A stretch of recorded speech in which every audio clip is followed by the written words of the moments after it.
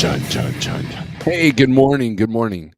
Yes, we're a little early, but I figured screw it. I got a lot of things to do today that aren't trucking related. So I figured I gotta go live. My trucks are all set and covered. And of course, my beautiful hood ornament is still sitting outside doing its thing. Who knows? Who knows what next week brings? But anyways, good morning. I've got my here, let me remove this. I got my Peterbilt cup. It was really expensive, and the coffee inside is really expensive. I get less caffeines per mile on this cup. And it cost me an arm and a leg. What's up? That's my Peterbilt joke, and it's probably going to break here in about 100,000 miles. What's up, everybody? I got a few Facebook things that I want to post, or not post. I want to show, and we'll do some spot report. Let's get the 1, 2, 3 low board up here. We'll do that, and get that all taken care of. And I hope everybody's having a good day. I hope everybody has a good day. It's early to determine what kind of day you're going to have, but if you do it up here, you'll have a good day, right? And hopefully you got a good weekend strategy going on. And hope you're making some money, because it's a tough world right now. Well, it's always a tough world. Business ain't fair.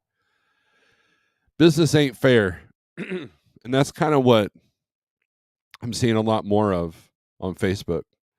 I showed you guys the Snyder guy that was complaining about not making a profit on the truck. I said, yeah, those are numbers that should have been done in the beginning.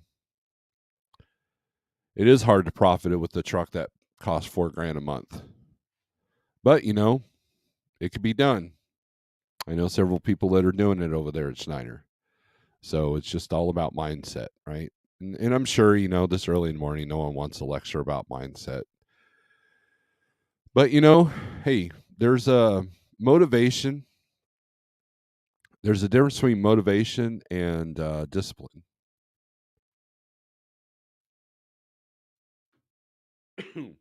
That's Uber sending me, hey, look at some loads we got. Uber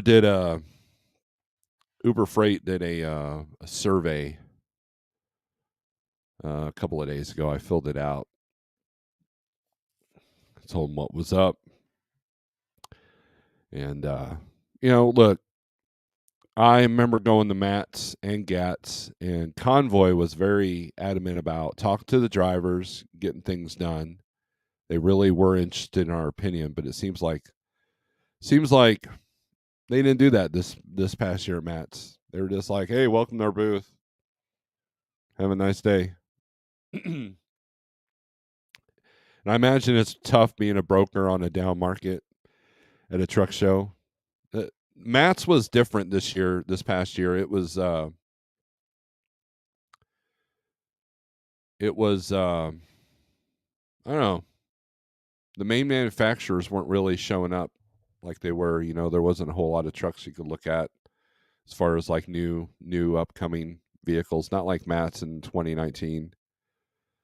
But anyways, enough about that. Let's do some shout outs. We got 23 people in here. That's good enough to start, right? Let's look. This tour life. You are up early. Yes, my wife had to start work early, so we've thrown the animals routines off. The routine is I get up about 4:30. I let the cats out. Then I make coffee. Wife gets up about 5:30. Sometimes we work out, sometimes we don't. About 6, we hang out on the couch, let the cats in, and we'll watch the weather, have our morning cup of coffee, maybe have a discussion. My wife and I, we really do talk a lot. I've heard of married couples, they don't talk to each other, and not my wife and I. We'll have some really good deep discussions about a lot of things. I mean, after, being together for 22 years, you think you'd run out of things to talk about, and we don't. And but the animals, and so once we get up about 6:45, my wife gives the dog, his medicine, and then I let him out, and then he comes back in, and then he goes into the bedroom where the wife is working at her office, and but this time they're all discombobulated because we're like an hour early on everything because my wife had to start work early. So I thought, you know what? Weather sucks. So it doesn't really pertain to me today. So we'll just go ahead and start the show early because I wanted to really do this show this morning. I've been getting a lot of good momentum here with the channel, so I appreciate everybody for coming in. If you're new to the channel, welcome, and please hit the thumbs up on the way in. And if you hate me, hit the thumbs down twice. I would greatly appreciate it. You don't even have to hate me. So an interaction is an interaction. So, but yes, Jason, that was a long way to say, yep, I am up early. Cowardly Lion. I've seen you in some other chats. Like to know who you are. But if you're a troll or if you're legit, I mean, obviously you're either that or you're really old lion from Wizard of Oz. This Truck and Life. Good morning, Big Houston. Good morning, Wheel Burner Express. What's up, man? Fellow bearded Iron Maiden guy. Desinoki Pam. What's up, Mrs. Envy Truck and Trails. Good morning, Aaron. What's up? Cattle hauling. Good morning, Truckers Anonymous. Sean Fairman checking in. Charlotte. What was up with the Charlotte OC? Someone posted a. Was there like a fire drill or something like that? Did something happen at the Charlotte OC? Because someone posted on Facebook about there was a false alarm or something. Sleeper birthing still. Good on you. Hot seat. What's up? Offloading in Oglethorpe, Georgia. Oh yeah, and so the reason why, sorry, Nomadic Brit, good to see you. This is why I wanted to it just hit me why I wanted to go live so bad this morning. I wanted to talk about a trend that I'm seeing. That's a positive trend.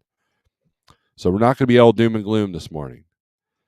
Grafton with all the emojis. Good morning, William Buck Brown. Nice choice of cup. No bias here. Yeah, I think I've told the story about this. So in CDL class, we had this one chick in our class that she was an older gal, and her husband drove for YRC. Great benefits, and she's like, I want to team with you someday. So she was getting her CDL, very well off. They had a lot of money, and the benefits that she listed that her husband had were through the roof. Anyways, we all took a little field trip to Peterbilt there in Springfield, and she got us all coffee mugs. I'm like, cool. I've had it ever since. So this thing's like 14 years old.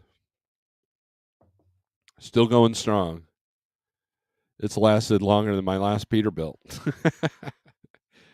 So, LOL, I've already had a good rant this morning. Come on with it. Yeah, Convoy had an area up an escalator, I think, this year.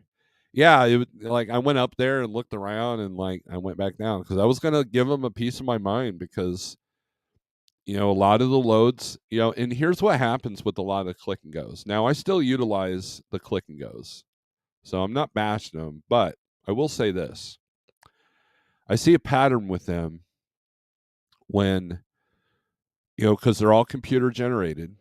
So a lot of AI, a lot of algorithms are going into. If you open a load on Uber and then close it and then open it, close it, and open it and close it, it'll actually drop the rate down at times because they know that you're interested. They know it looks like the computer thinks you're being desperate. Like, oh man, I'm really. And then sometimes they'll bump up the money. Oh, this guy's looking at it. We can tell he's thinking. And so that's why Uber, I think, started implementing the bidding. But I've never been able to bid more than $10, more than $50 on a load on Uber. But what happens is they drop the rate so low, lower than market conditions, and then they lose their capacity. No one's clicking on their loads anymore. So now they can't move these loads. Next thing you know, Uber's only got 10 loads in the area instead of 100.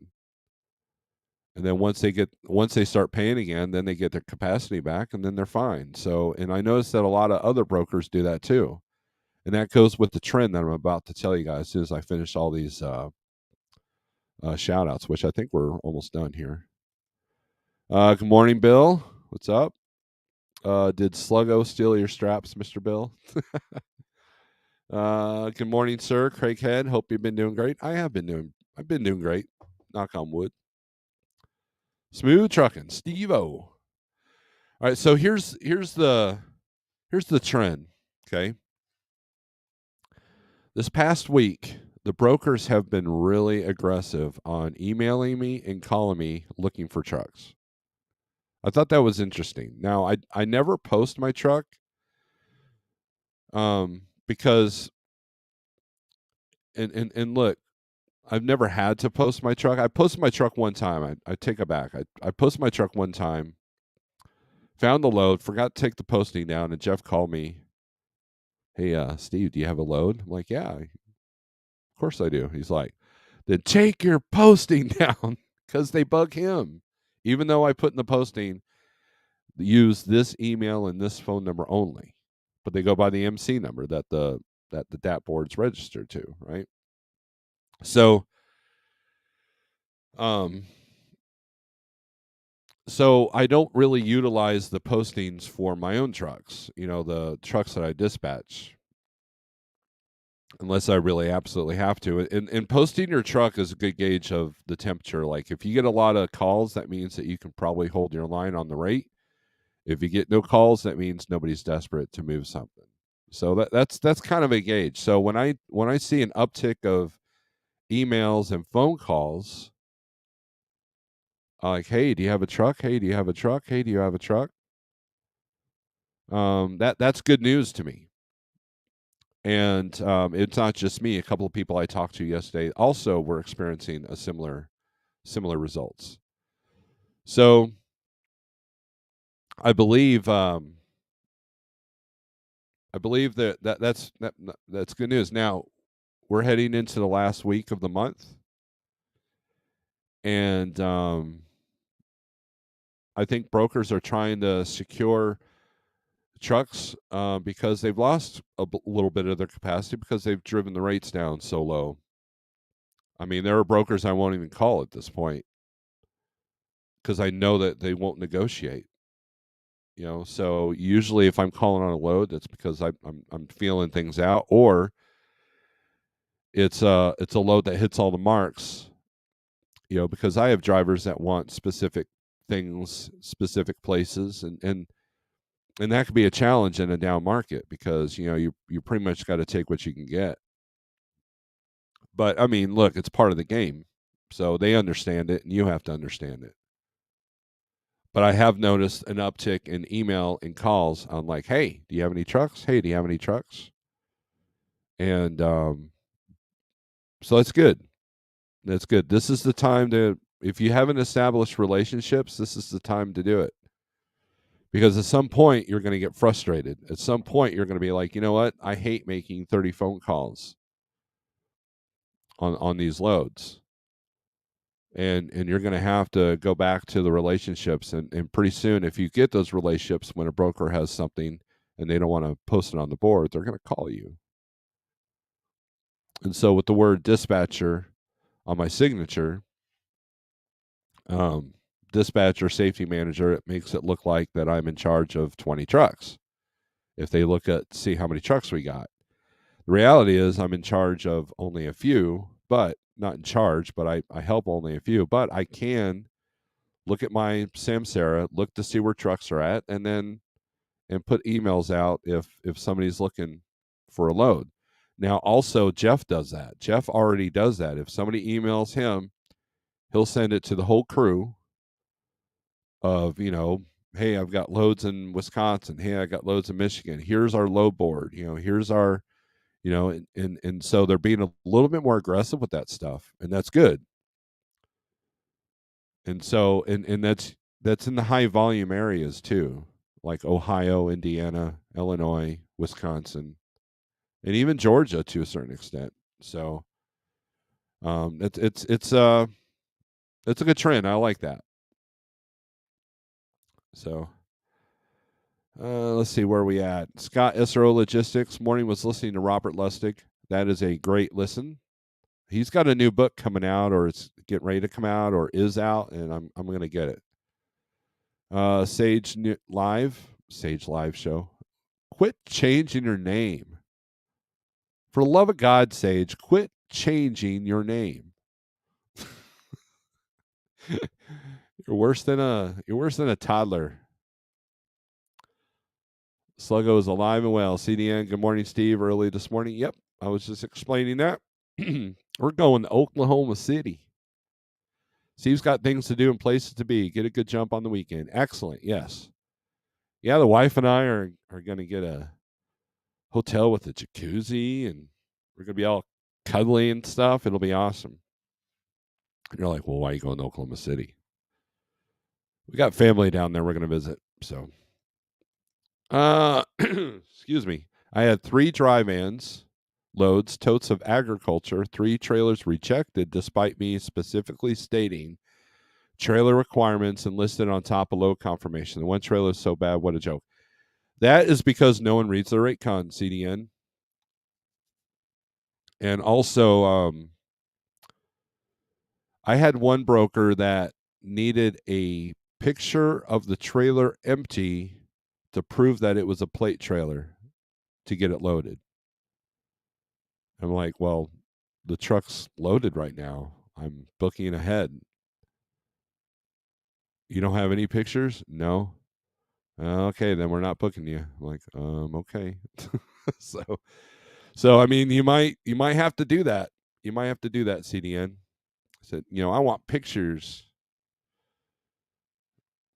I had a friend of mine that was working yard jockey over at French's Mustard here in Springfield, and he had some interesting stories. He said that one time Swift dropped a dry van that still had potatoes in it. Like the guy didn't even sweep out the trailer. So I've tried to connect and make relationships with brokers, but most don't seem to be interested. They want to keep you at arm's length. Well, yeah, I mean, they're not going to go out to the football game with you or nothing, but and you got to find the ones that look, just like a broker should be finding a carrier that's willing to work and has their act together. You should be doing the same thing with brokers. If a broker signs in relationships, then they're probably just a fly-by-night person at a desk that hates their job. Yeah, those people are not going to give 2 craps about you. But like this guy at this one broker that's been calling me, he's been texting me every morning. He obviously wants to prove himself with this company. And so now his hands are tied on a lot of the rates and stuff, but he wants to create. He doesn't want to post the loads. He doesn't want to have 50 phone calls on a load. So he just would rather move them before he has to post them. And those are the people you have to seek out and find. I'm 100% contract freight these days, but I used to book my own loads, and I was a horrible negotiator. I just looked whatever they offered, LOL. It wasn't bad, but I could have used this channel back then. Well, back then, this channel wasn't like that. I was still learning myself. And I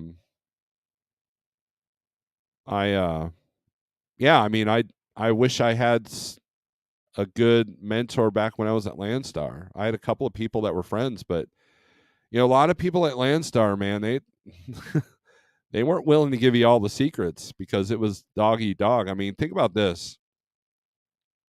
If you have 30,000 loads on your load board and there's an increase in trucks, then there's more competition. So why give the competition your heads up, right? So Landstar, I remember when I was there, their goal was to get up to 10,000 trucks. And then a little light bulb went off. I mean, it's like, well, doesn't that mean less loads for me if there's more trucks. Same thing with the Schneider IC program. Back when Jeff started the original choice program, man, they were making money hand over fist because there was only a few of them. And then once it got to higher numbers, then yeah, it was a little bit more of a hard fight. But one thing I'll give Schneider is that if they have too much capacity, if they got too many owner operators, they'll do a hiring freeze, especially in certain areas, because they want their guys that there with the Schneider finance trucks to make money.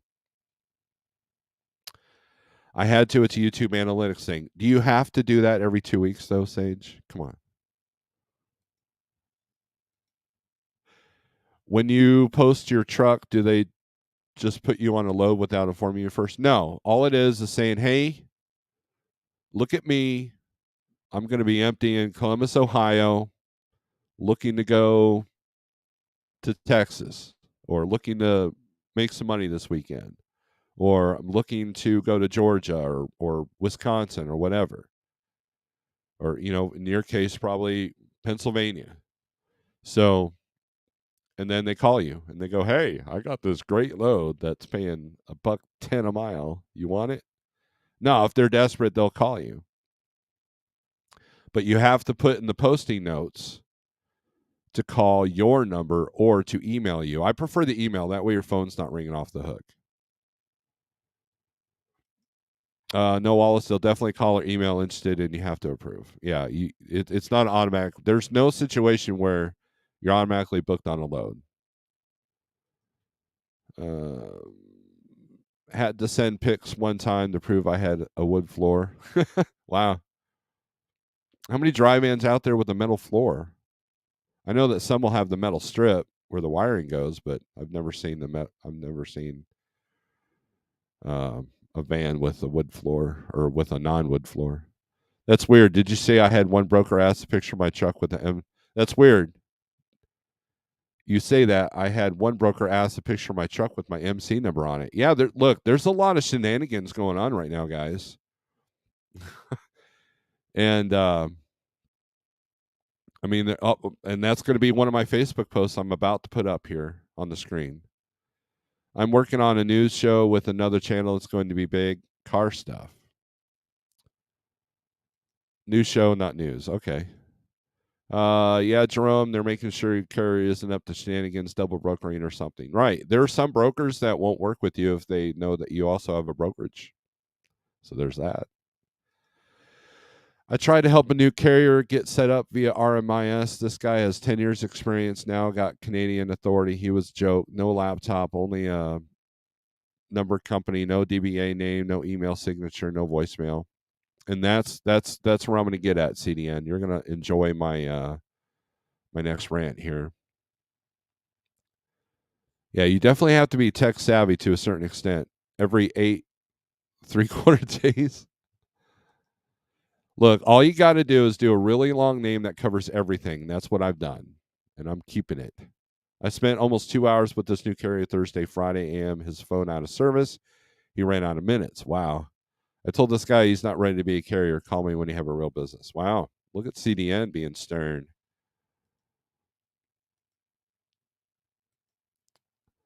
I've never posted my truck. Figured I would get swarmed by a bunch of cheap brokers. It depends. If you're in Phoenix, it might benefit you. But if you're in Ohio, there's no need to. I try to get these brokers with the lanes. I like to call me first. I even save their numbers. Never happens. I mean, look, I emailed a couple of brokers that that really steady go-tos that never emailed me back. So I mean, it's look, it's you can have relationships, but don't think that you're going to go out to the football game together and have frappuccino smoothies and hang out. If you can find a broker that'll do that, that's great. But so things that brokers deal with most know and consider, right? Is Sage rubbing off on CDN? All right. So let's open my email here. I got some pictures for you.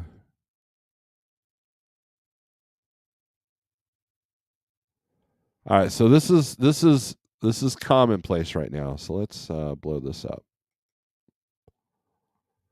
This was on one of the rate pages. These rate pages, I swear, they have a lot of great.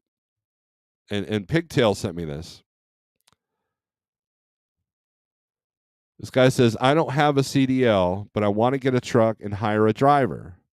Now, can I 1099 him, or otherwise I think at 7.5% I'd have to pay in on him or her.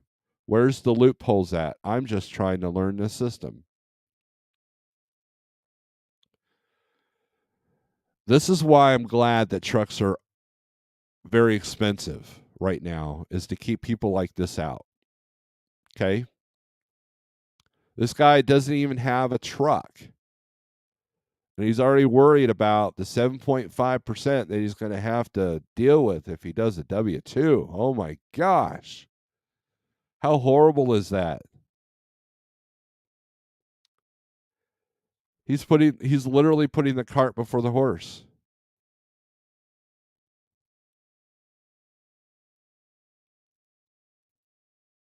Now, surprisingly, he didn't really get blasted on the comments.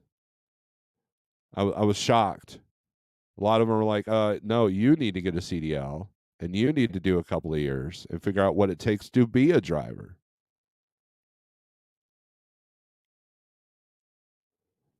And these are the kind of people that are hiring right now. And you have to be careful about that. Look, if I go back to being a company driver, I'm not going to work for somebody that has no idea what they're doing. It's going to be a secure, well-established company.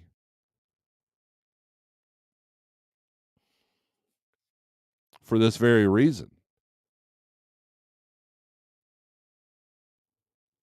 Now, I get that he's just trying to learn the system, but here's the thing. You can't just go on Facebook, make a couple of posts and think that you're ready to be an employer.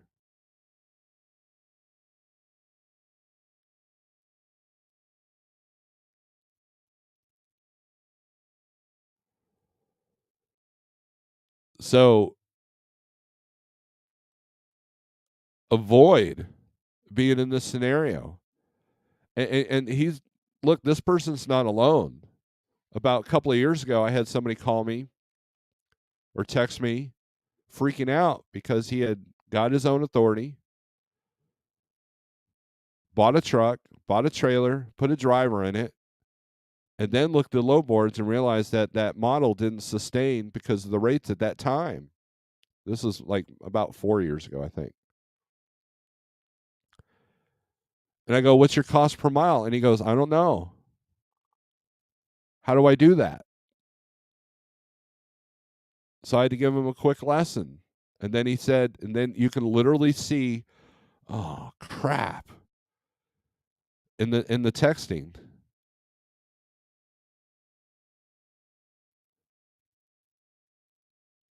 Even as sloppily as I started going to Landstar, I still did a cost per mile.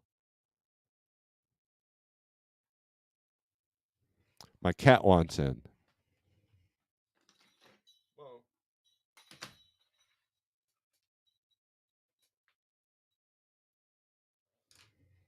I've been keeping track of how many times I let the cats in and out. I know I'm a dork, but anyways, this is why truck drivers and carriers don't get respect, because of what CDN was talking about and because of this stuff here that you see on your screen.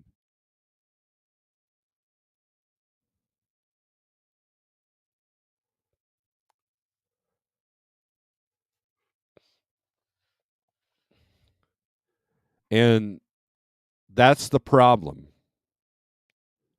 There are companies that are ravenous for people like this, because I guarantee that someone contacted this person and said, hey, I'll give you a truck at 40% interest, and I'll do all your permits. I'll do all your plates. I'll do all your authority for X amount. And I've even got, some equipment that you can rent for X amount. I even have a driver for you for X amount. And so this person will take all the risk, and other people will take advantage of that, where they're making the money, but you're not. Don't do this.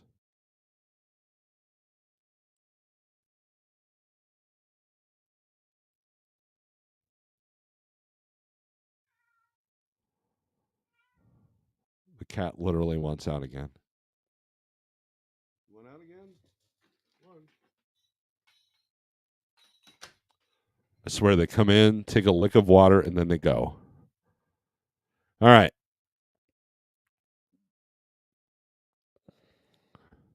You're about 30 minutes late. You're all right. Better late than never. What's up, Fran?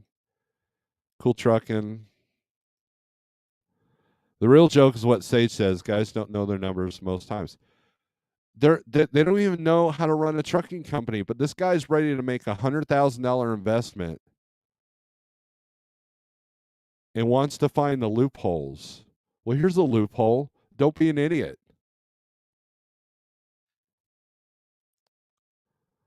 Make sure you keep track of your cats per mile, Steve. I'm going to ask you that at the end of the show. Knowing your fixed and variable cents per mile are basics to truck ownership. So let's say, well, Steve, I don't have the truck yet. So how can I figure out my cost per mile if I don't have, historical data about fuel? Like my other voice. And I'm like, well, so you would have to know that trucks get anywhere between 6 or 5 to 8 miles per gallon, depending on the style of truck. And then you have to do a rough estimate of how many miles you're going to run a week. Wow, it takes experience to know those two things. You should know that a Peterbilt 389 has less fuel mileage than a 23 T680. All right, or an old Freightliner FLD is going to have lower fuel mileage than a brand new 22 Cascadia. So let's average it out. Let's do 6. And then let's pick the highest place in the country, or at least the area I want to run, and see what the average fuel price is. $6 a gallon.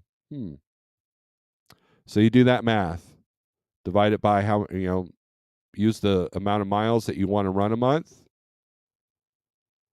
And I suggest going high, not low, like 2,500 miles a week or 3,000 miles a week. And then there's your variable costs. But then you're going to have to predict maintenance. Well, what's the truck average maintenance wise? Well, a warranty truck is going to average about 10 to 12 cents a mile maintenance. A non-warranty truck is double that.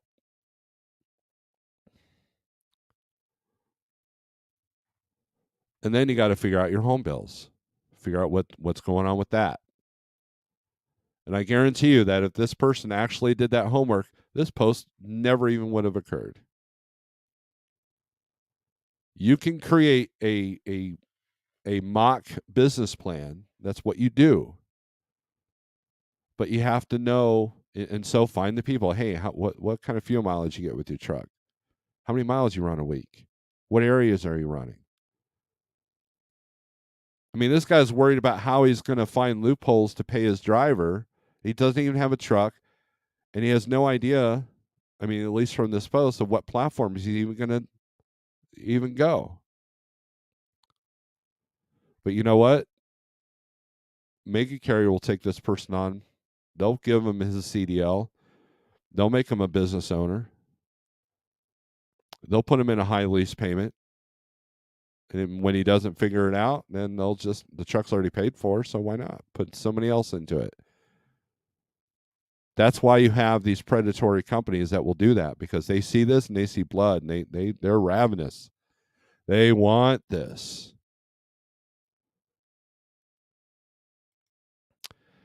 Yes, it's a lot of those. used to be carriers over here at Swift now. They operate their trucks like company drivers. Cats have servants, not owners. I like that. Research. Yeah, this is not the right way to research. Morning, Sterling. My brother called me, wanted to buy a bunch of car hauler equipment. I told him the contract is what you need. The equipment is easy, and then you have to find good drivers. He never bought the equipment. Good on him. Glad he figured it out before it was too late. I put 20 cents a maintenance account, which I have total control over. Good. Excellent.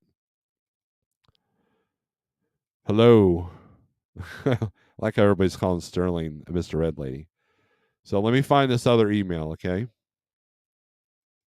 Okay.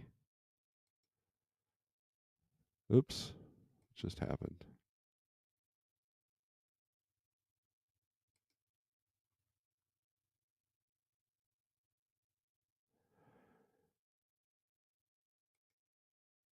Here's another one.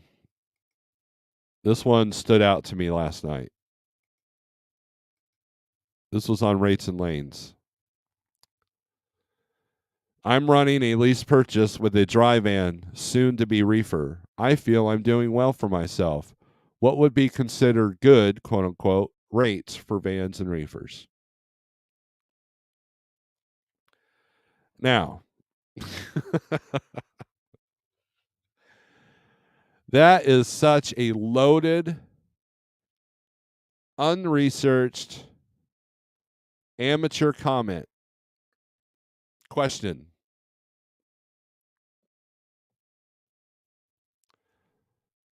Because you can't answer that question.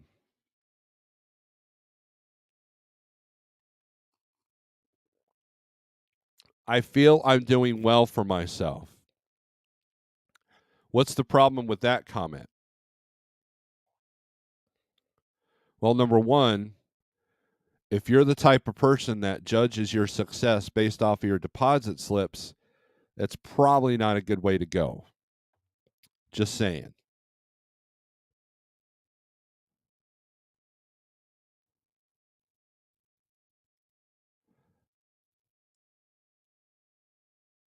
Because I was like that.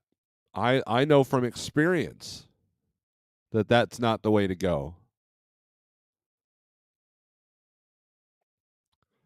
Because I wasn't putting money back for maintenance. I wasn't calculating my cost per mile.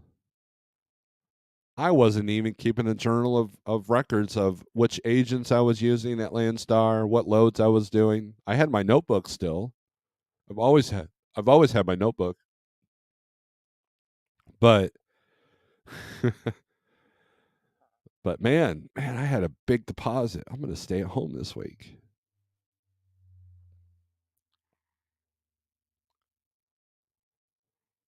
And who determines what is considered a good rate for vans and reefers? Well, number one, those are two different platforms. And who knows what his payments are on that lease purchase? I imagine the payments are fairly high. I think I only know of one or two places where the payments aren't ridiculous.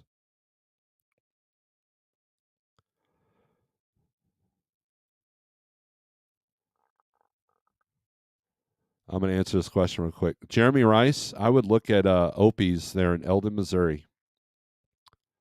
They will train you. I know the guy that will train you. They're a good company. Check them out. Opie's out of Eldon, Missouri. It's all food grade too. So this is another example that someone's making a truck payment and doesn't even know what is considered good. Because you know how Facebook people are. You know how truck drivers are. Some will say, well, $3 a mile. You're only getting $3 a mile. Oh my gosh. How are you even alive? That's so pathetically bad.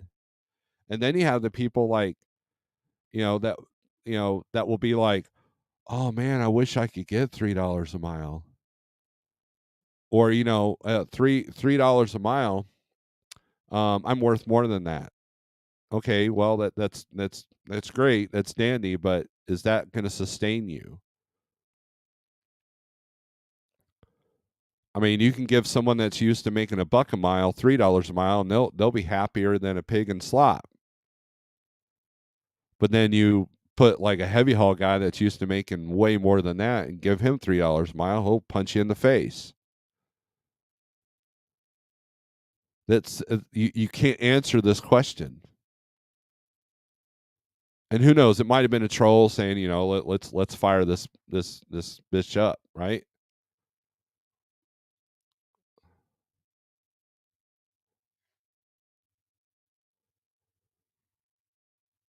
People are not doing their research. They don't know what they're doing, and it's my intention to help people like this, because and it was funny. I was talking with another YouTuber, like, you know what? Let's just have evolution take its place. Let's let nature weed these people out. Now, this person is probably not a threat to me by being a lease purchase. I mean, if he's already working for a mega carrier, but you know what? Maybe look, here's the other element. So he goes, I feel I'm doing well for myself.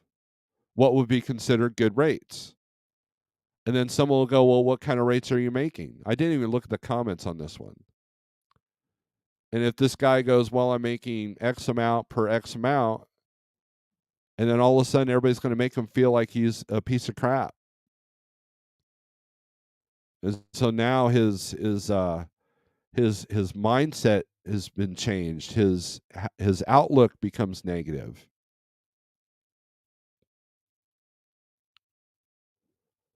But if you have $10,000 worth of bills at home, you're in a $200,000 house, and you got $50,000 cars and an $80,000 RV or something like that. You need some good rates. The rates are meaningless depending on your profitability.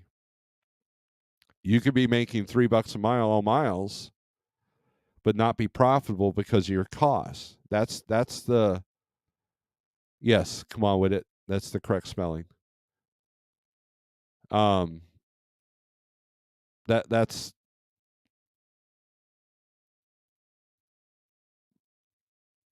I know people that went out of business last year when you could throw a rock out the window and make $5 a mile on the short game and the long game. Money hand over fist last year. And so what's considered good today may not be good tomorrow. What's considered good in Illinois may not be good in Georgia, or vice versa. So this is the example, and people love to take advantage of people like this. That's what trucking is. It's very cutthroat. They don't care about your feelings. They don't care about your bills. In fact, they want you to have bills. They want you to have a new truck. They want you to have all the toys at home because it forces you to work. And if you don't know what you're doing, oh man, even better.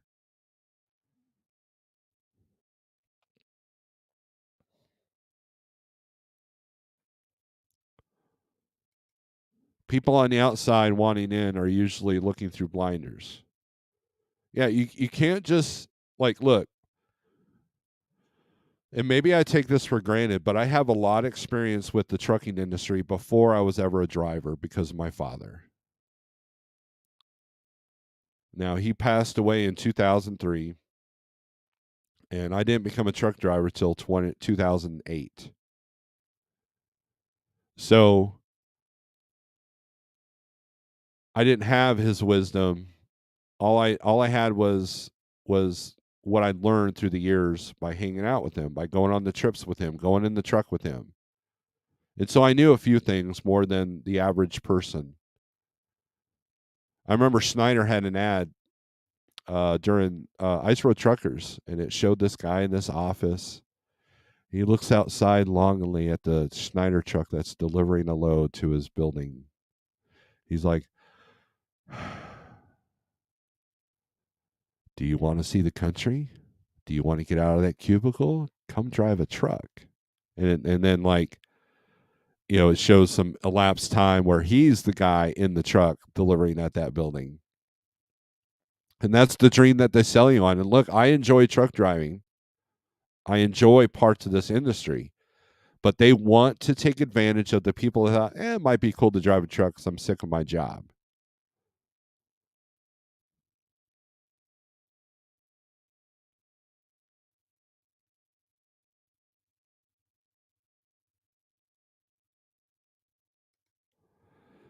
Red Diesel, what's up?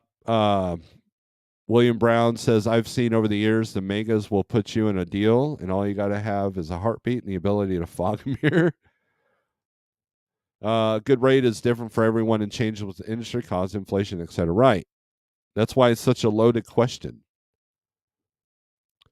All businesses are predatory. You just need to read agreements and know if it's for you or not, because it's the company's fault for the choices you made. Probably meant to say it's not the company's fault. Yes, I mean, we all have free will, right?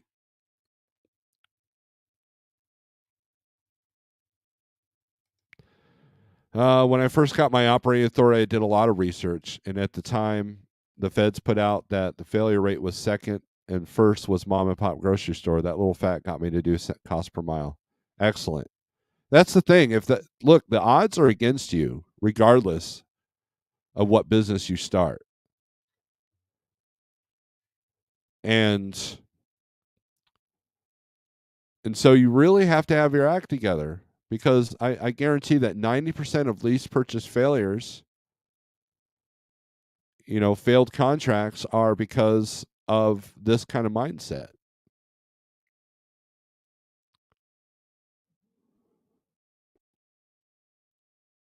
It's not the fault of a company for the choices you made, is what I meant. Yes.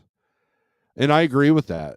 But there are companies that their sole purpose is to take advantage of these kind of people, and they will keep them ignorant on purpose. And that's the root of the AB5 fiasco, yes. Eldon, Missouri, is that near the American Gothic farmhouse? I have no idea. I'm sure there is a Gothic farmhouse around here somewhere. But it's northern Missouri. It's over there by Camdenton, Lake of the Ozarks. If you've ever watched that TV show Ozarks, I never really saw that when I was up there, so I didn't realize the heroin trade was so thick up there. Rate per mile, rate per day, it's a combination of both and a moving target. Yes.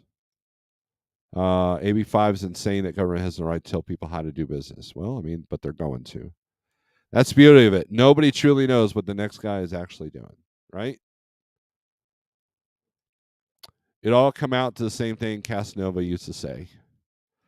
Steve, I emailed info and pictures of one rejected trailer. Please open and share on your screen. Just scroll up to hide my email address. Okay. All right. Let me almost screwed up there. Let's see.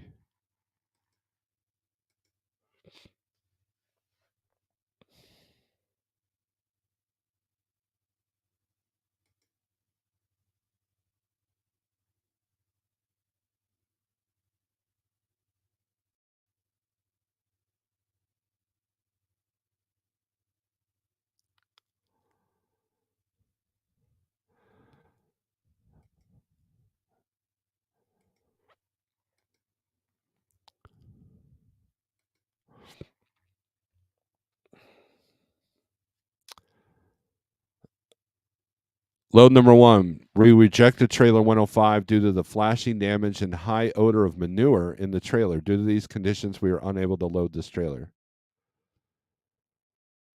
Yeah, it's got the translucent roof and everything.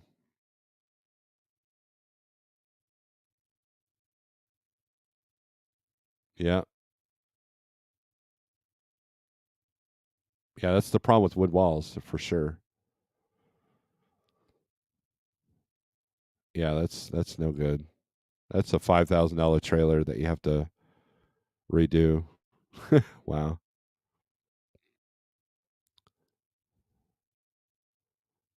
This company's hiring.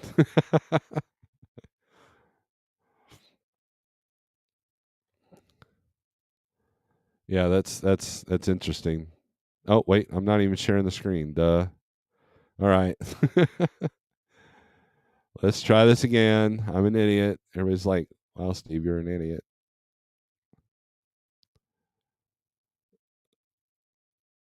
Must provide a pickup number upon arrival. Hold on.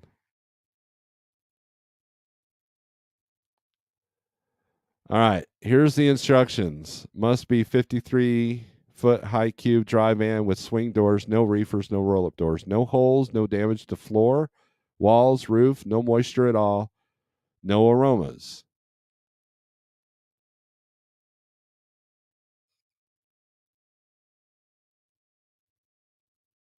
They cannot have any pulled away from the walls or any sharp edge. Drivers must use 3 to 4 E-track logistic straps or bars to prevent the last row of totes from shifting. All that rate con nonsense, CDN, I swear. And there's the damage. Yeah, we'll just do it this way.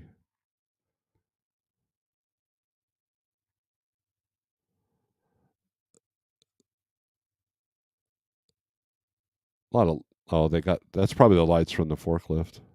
But yeah, there's a hole right there, and then that roof.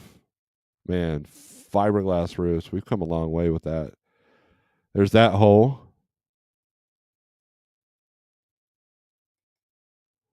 There's those holes.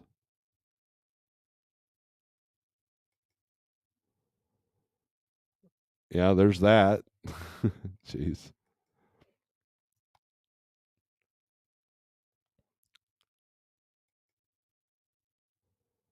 Yeah, that's the problem with wood sides. I mean, if I had wood sides on my trailer, I'd probably have a few holes right now.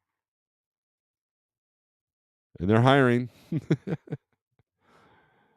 There we go.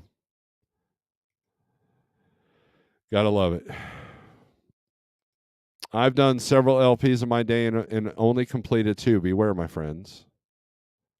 Edgewood, what's up? Come on, says if I can cover everything and have a little extra for cushion for the week, I'm happy. There you go.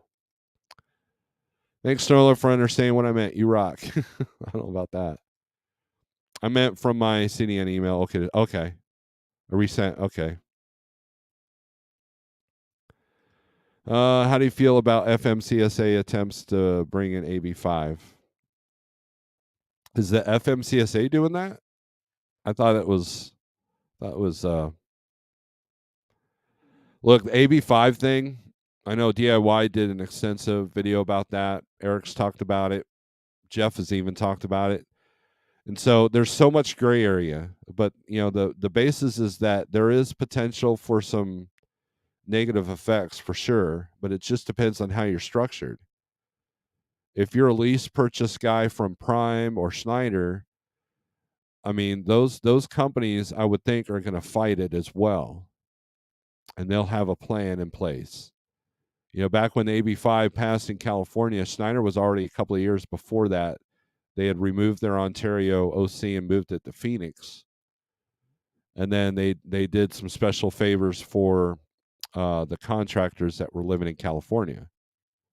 They said, "Okay, here's what we're going to do for you to keep you." The other guy was talking about loopholes. Well, those are the kind of loopholes you need to look for. And an interview on Freight Waves, he made it sound like, I don't think we're too worried about this. And so, how is California reacting? How are the port drivers reacting?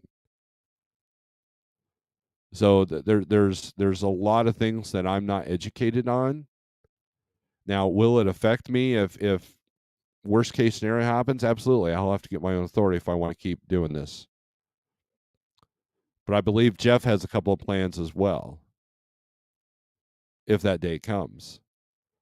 And if it comes, then I'll deal with it then. Um, do I like it? Absolutely not. The question is, how do you feel? Well, it's not great because it's a system. I mean, look, there's a systematic destruction of small businesses in this country, and we are about to get our turn. That's the reality of it.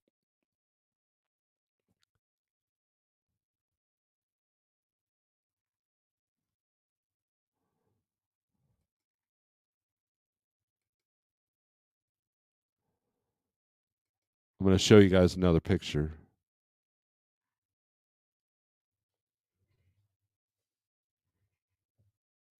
I have to email it to myself.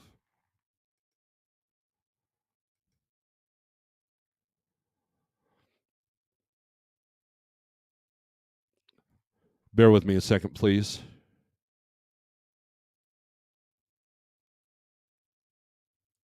And this is how I feel about it, Red Diesel. I'm gonna give you this.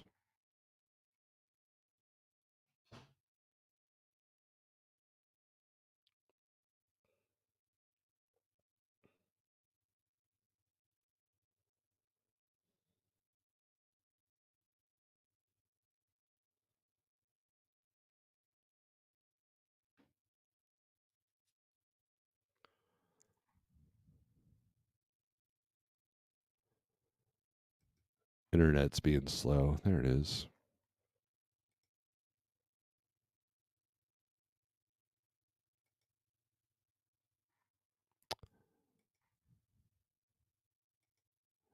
This is your reality. A society becomes totalitarian when its structure becomes flagrantly artificial. That is, when its ruling class has lost its function but succeeds in clinging to power by force or by fraud. George Orwell. That's what I feel about the AB5.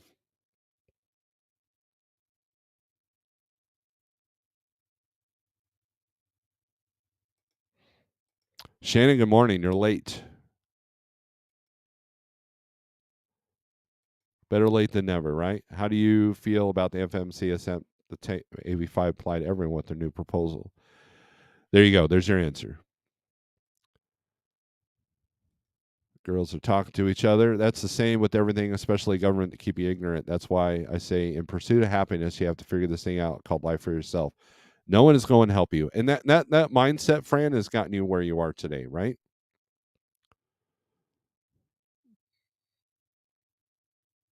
Show the snip of the low confirmation. Okay, let me let's see. Go back. Oh, wrong one.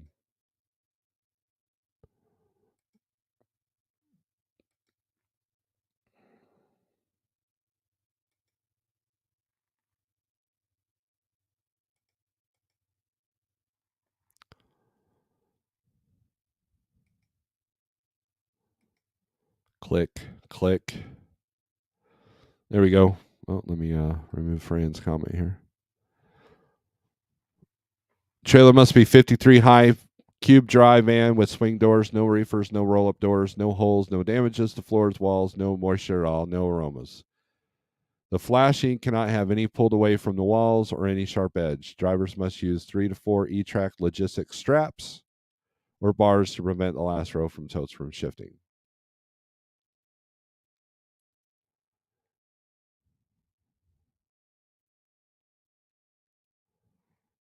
Is that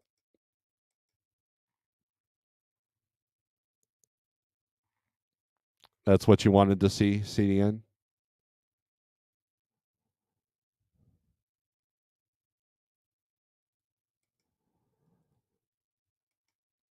Red Diesel, get my own authority of force. I'm not worried one way or the other. And I have friends that will help me do that. How are they going to enforce AB5 as well? I don't know, like the speed limiters, and someone asked me yesterday, how are they going to enforce the speed limiters? And I thought, well, instead of forcing, why don't they do like a tax? Like you get a tax cut if you govern your truck and you show proof. That way, if you're not worried about the tax cuts, then, you go with it. I don't see anything wrong with nothing a little duct tape can't fix. In respect to the carrier, it was all the previous shippers and receivers who caused this damage. Yeah, if I had a wood trailer, I'd be watching that thing like a hawk. I mean, it would literally be to move pallets and bottled water. That's pretty much it. Labor department. Okay, that's what I thought. Pale Rider TV, what's up? Just woke up, LOL. Pigtail, what's up? Good morning, Pale Rider TV says Jason. All the megas got out of California in those 10 states before AB5. Canon growing a company is a problem I'll face. I'll have my authority and plan to expand in about 1 year. If the megas are pulling out, then you know there's no fighting with AB5.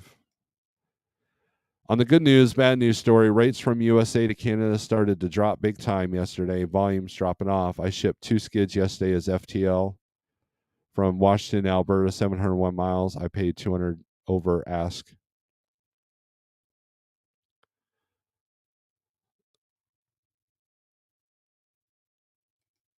Amen to Orwell. He's absolutely right.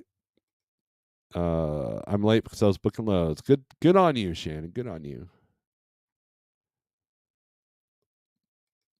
Yeah, indeed, Snorelord. To me, this is my world. I make it spin or not, right?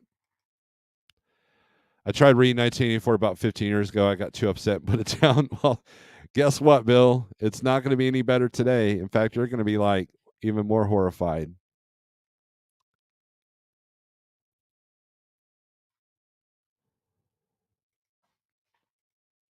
That's okay, CDN. I'm not governing my truck for nobody. So will you get out of the truck if that happens, friend? If they mandate that?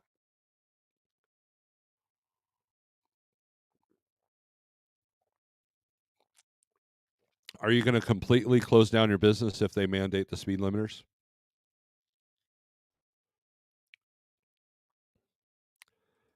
You are late, Stuart. Normally you'd be about 16 minutes late, but today you are an hour and 4 minutes late because, I absolutely have to stop at 8:00. No ifs, ands, or buts. Keep on, good YouTube show. Keep on rocking and trucking. Samuel, thank you. I appreciate you.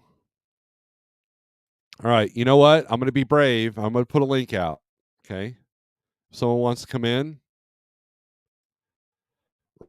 just know that at 8:00, I'm gonna like, hey, stop. Here's my song outro, and we got to go.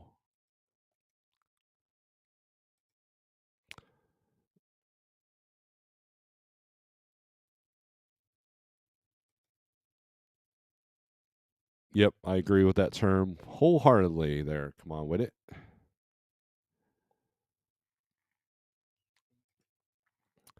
With rates be low, try haul freight that feeds the supply chain. Raw commodities, anything production related will pay better versus freight that supports the supply chain. Extra warehouse stock pays less.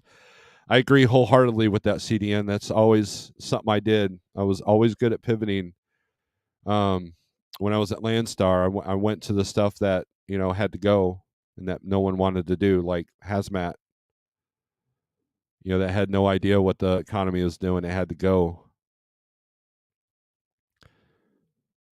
And like if the main bulk of your business is pallets, well, guess what? Pallets aren't moving a whole lot right now. Whereas a year ago, when there's a lot of freight that's hitting the shelves or hitting the warehouses, pallets are like through the roof. I made quite a bit of money last year with pallets. This year, not so much.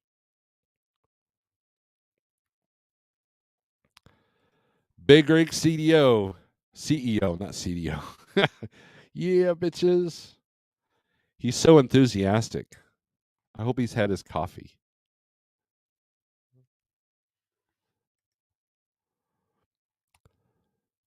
So I mean, look, there's a lot of things that I've told you today. I have noticed an uptick with brokers wanting to secure trucks so they're not posting these loads. I have noticed an uptick of, I've been witnessing a lot of people just not having a clue, still wanting to come into this industry without a prayer's chance in hell. Anyways, you guys want to look at some low board stuff since nobody's jumping in. 48065 for 30 days free and a a discount, $35 a month for life. There's your flatbed hot market map. Green is good, yellow is okay, red not so much. I won't say the word bad because that's negative. Those are the places you want to be if you have a skateboard.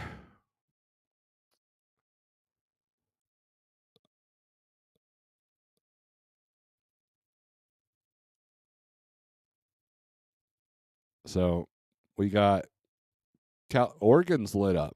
Let's see what's going on with Oregon. You got Kansas City, Oklahoma, Kansas, Oklahoma.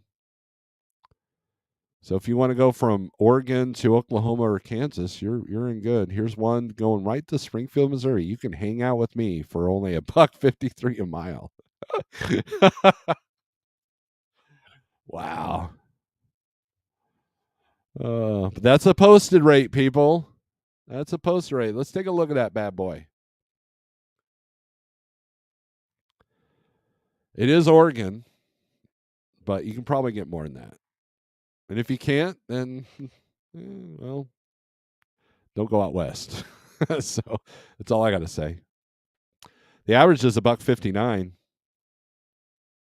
There's your graph. It's consistently been. At one point, it was $3, but yeah, it definitely dropped off a cliff there. Now, one of the things that flatbed is suffering from is there's a lot of people entering because their vans weren't paying enough. Let's see. Freight Lane Solutions has a lot of loads on this deal. So the other thing you look at is obviously there's a shipper in this place in Oregon. I don't want to read that because I don't have my glasses on. I'm going to butcher it. So you'll know that there's always freight coming out of this spot in Oregon. So what I would do is I would call Freight Lane Solutions and see what that is and say, hey, I'm in Oregon a lot because my consistent, awesome customer has me in Oregon. What do you got? Who's the shipper? What's the material? And these are going to all points, right? And that's one of the things I like about 123 is that we can look at all the loads that they have.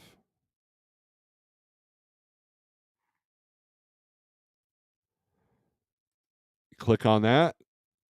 Here's all their loads that they got out of the whole country. The 630 loads. They're posting 630 loads right now in the entire country. Look, they're out of Alberta.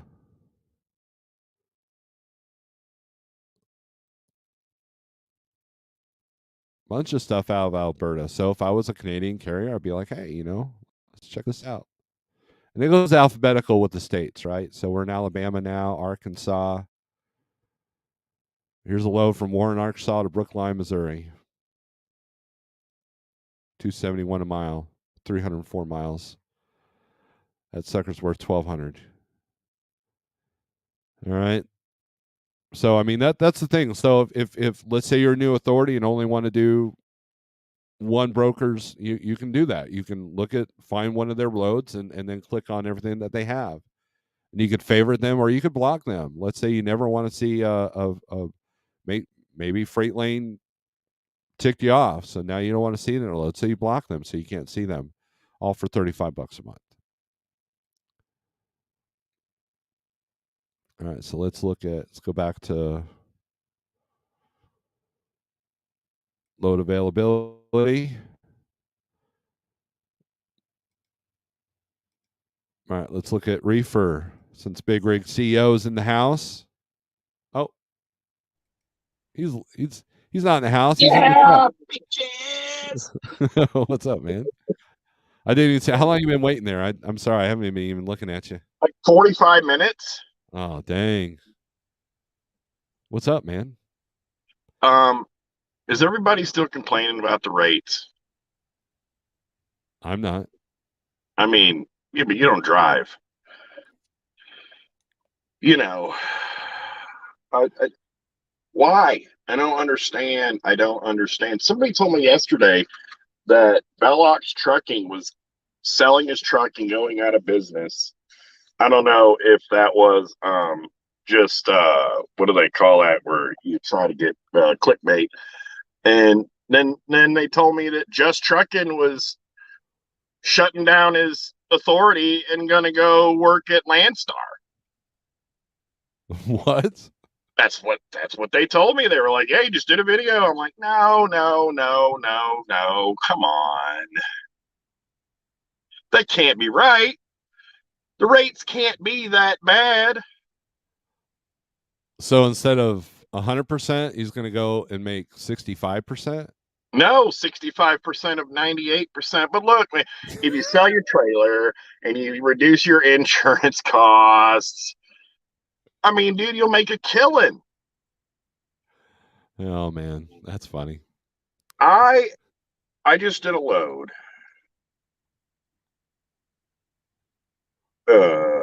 Just one of them. And I got Thomas paid Wilson. $5.77 a mile. Thomas Wilson said Walmart. He said Walmart. Oh. That makes sense.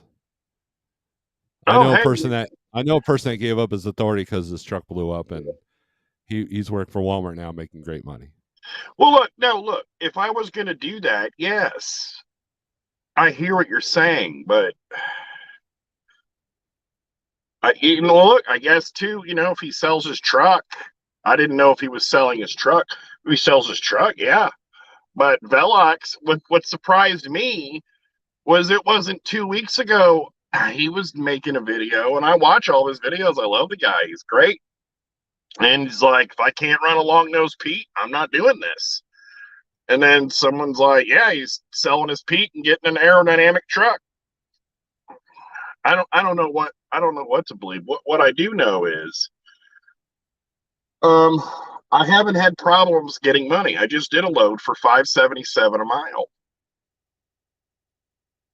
Okay. Yep. I got Lee, my other driver, a load, paying $5 a mile, going 1,200 miles.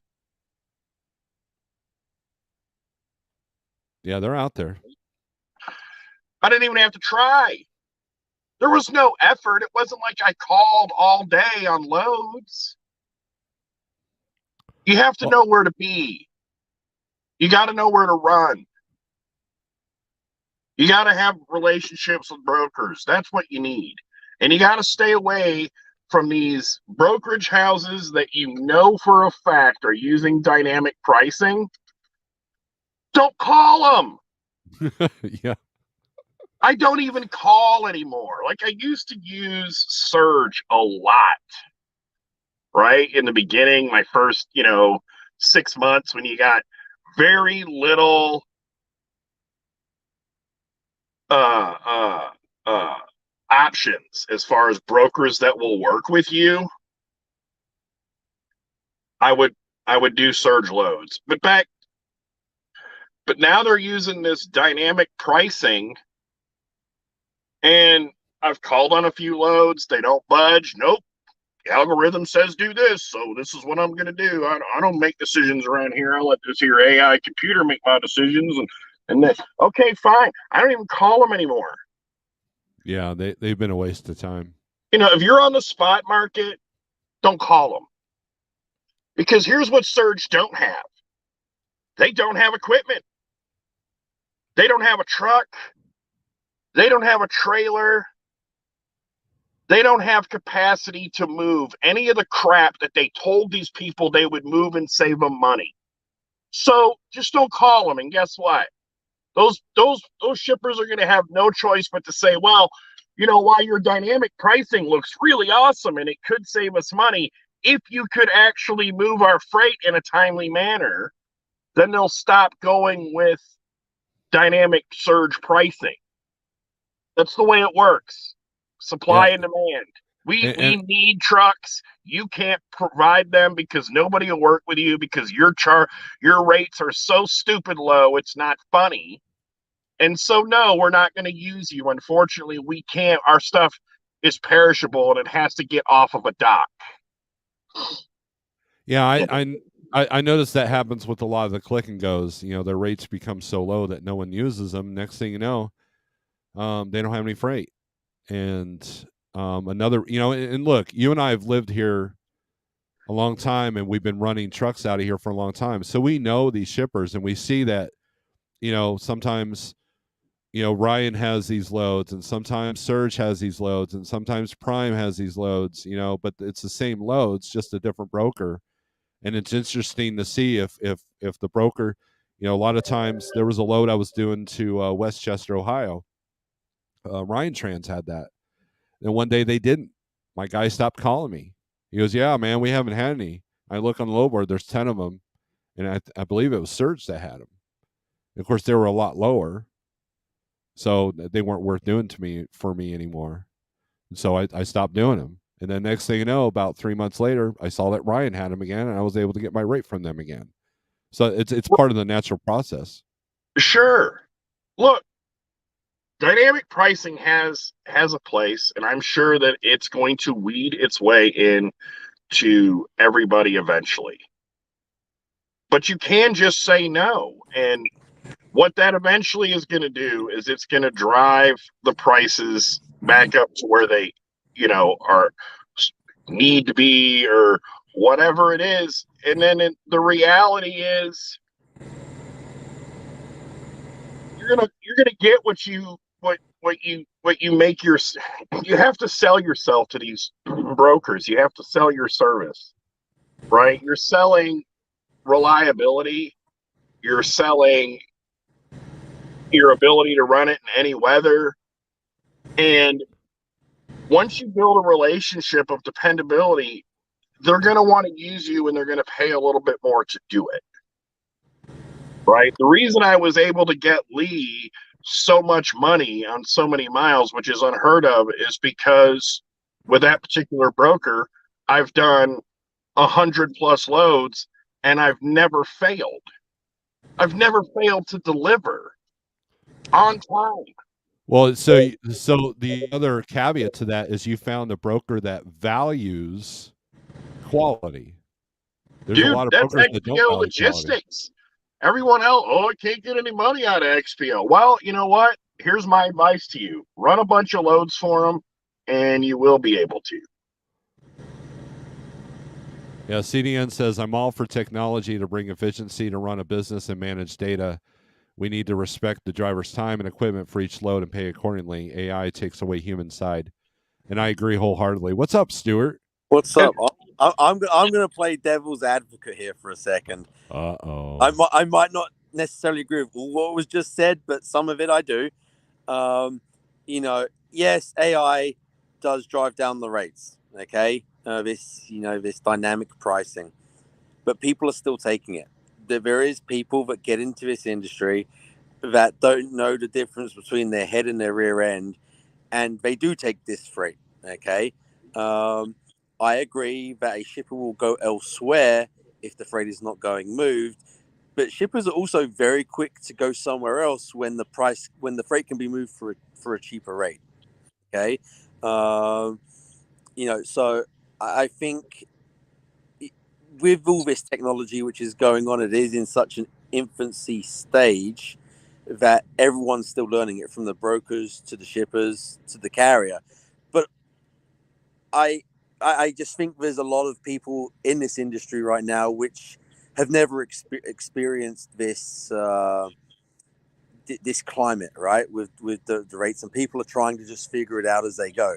Now, whether that's moving from a dry van to a reefer or a flatbed, or going to a tanker, whatever it may be, they're trying to navigate their way through and what's best for them. But the problem with all this stuff, right, it's all, everything we talk about is numbers based and volume based, in the sense of, okay, so we have 10,000 dry van drivers which are like, these rates are crap, blah blah blah blah blah, I'm going to change. Well, when you put them drivers into reefer or a tanker, what does that do? That now gives you more trucks available, or people with that equipment. What does that do to that rate? It drives drives that rate down in that particular division, right? So I think that in the long run, it's the same element, right? It's supply and demand, and it's till it hits you directly, I think, is then when we're going to have an issue, And I think people are still trying to figure it out as far as what needs to be done. I can't comment on or van rates because I don't haul van freight, right? I only haul reefer. But here's what I will say.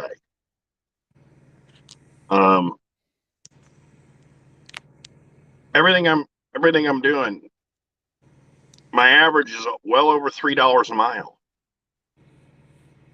So I don't understand these low rates. I don't know what low compared to what? Low compared to a year ago when they were at an all-time high in the history of transportation. There are no low rates. The rates are lower than they were a year ago when they were completely out of control high, but rates to me are not bad right now. Rates to me are average. This is normal average rates. Now they go way down from here and I'll be like, ooh, things are getting bad.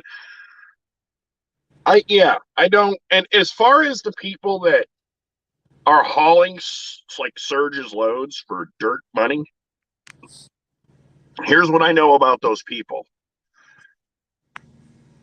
They obviously don't, and it's not to say all of them, right? But I'm gonna get a good percentage of them don't know their costs. Mm-hmm.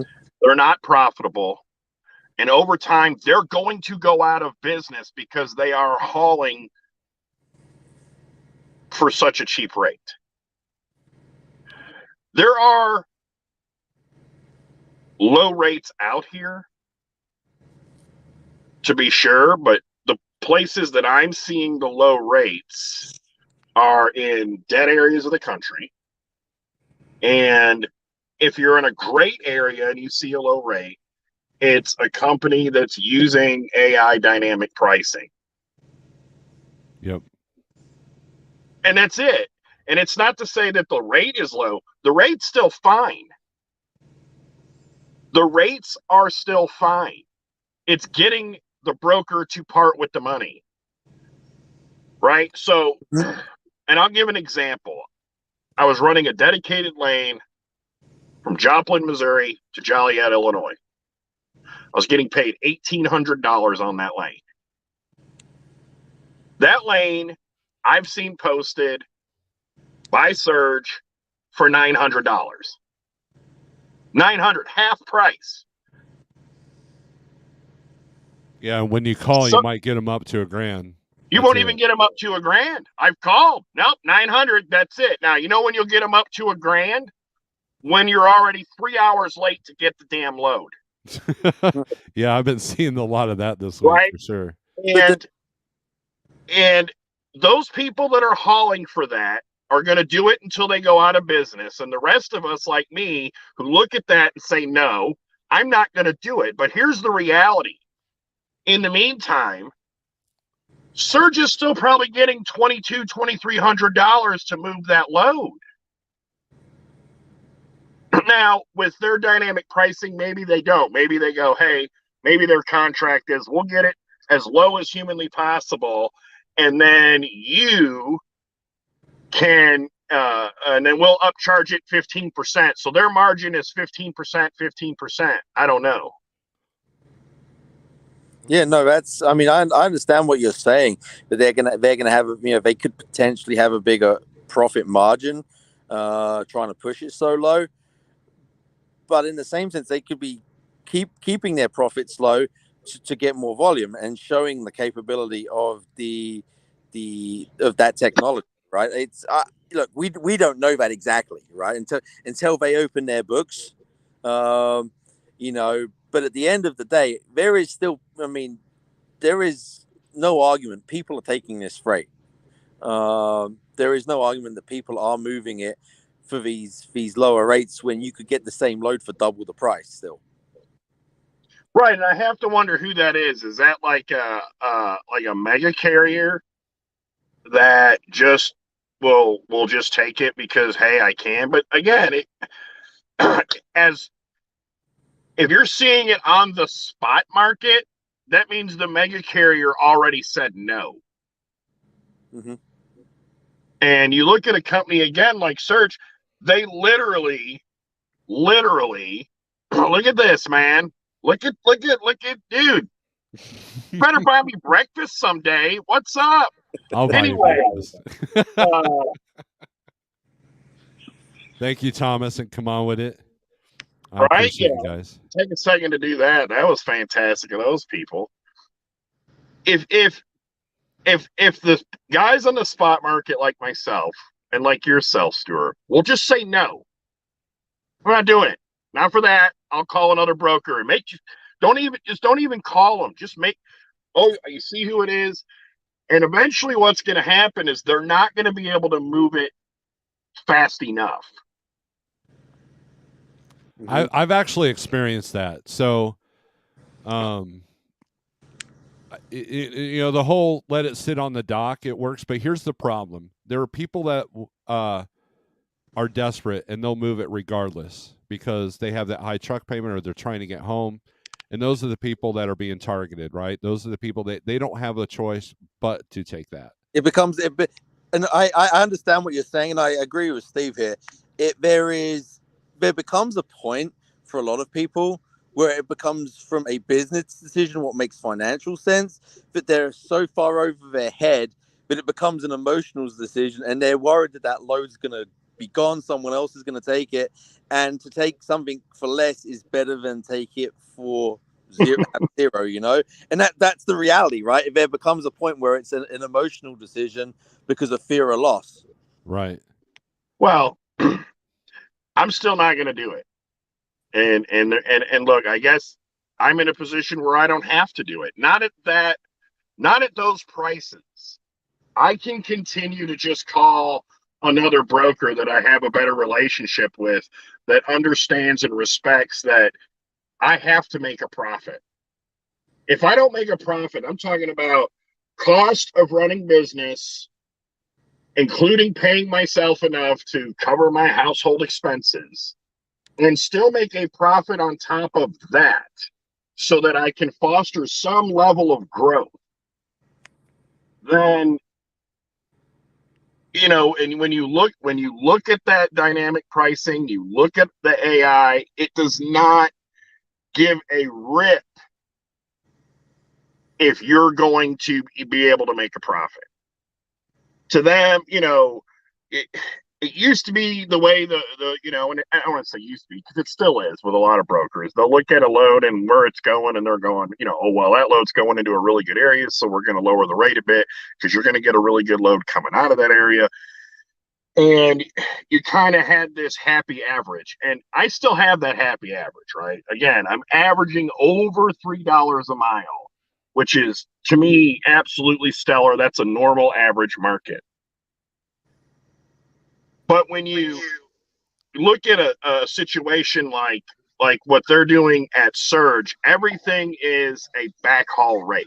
It's a backhaul rate. It's a backhaul rate. It's a backhaul rate. And there's no opportunity when you look at those rates for you to make real profit. They've got it priced at literally at cost.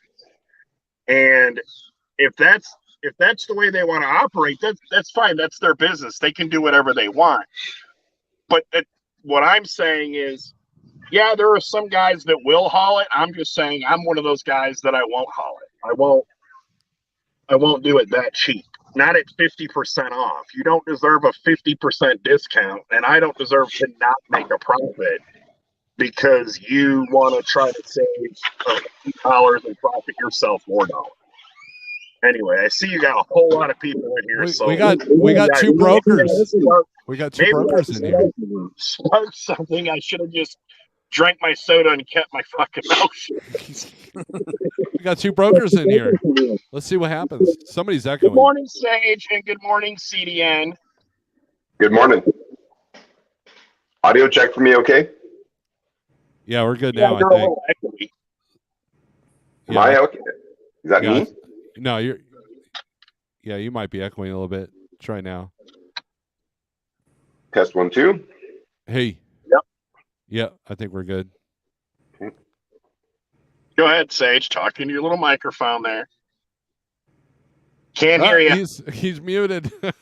Sage is muted. sorting out his audio. I'll throw some my little 2 bits because I know that Steve has to get off here pretty quick. So my real quick take on this whole AI thing, because I know Sage spent a fair bit of time the other day explaining it. And it was an awesome video, by the way. I was glued into that. He was great at explaining it. But the two pieces I know that I'll say that if anyone is dealing with a broker that has this AI, because I can say that the brokerage I'm an agent for, we don't have, well, they might have it, but I've not received any communication about it. They're not pushing it down my throat. They're not even presenting it. So is it everywhere? Not yet.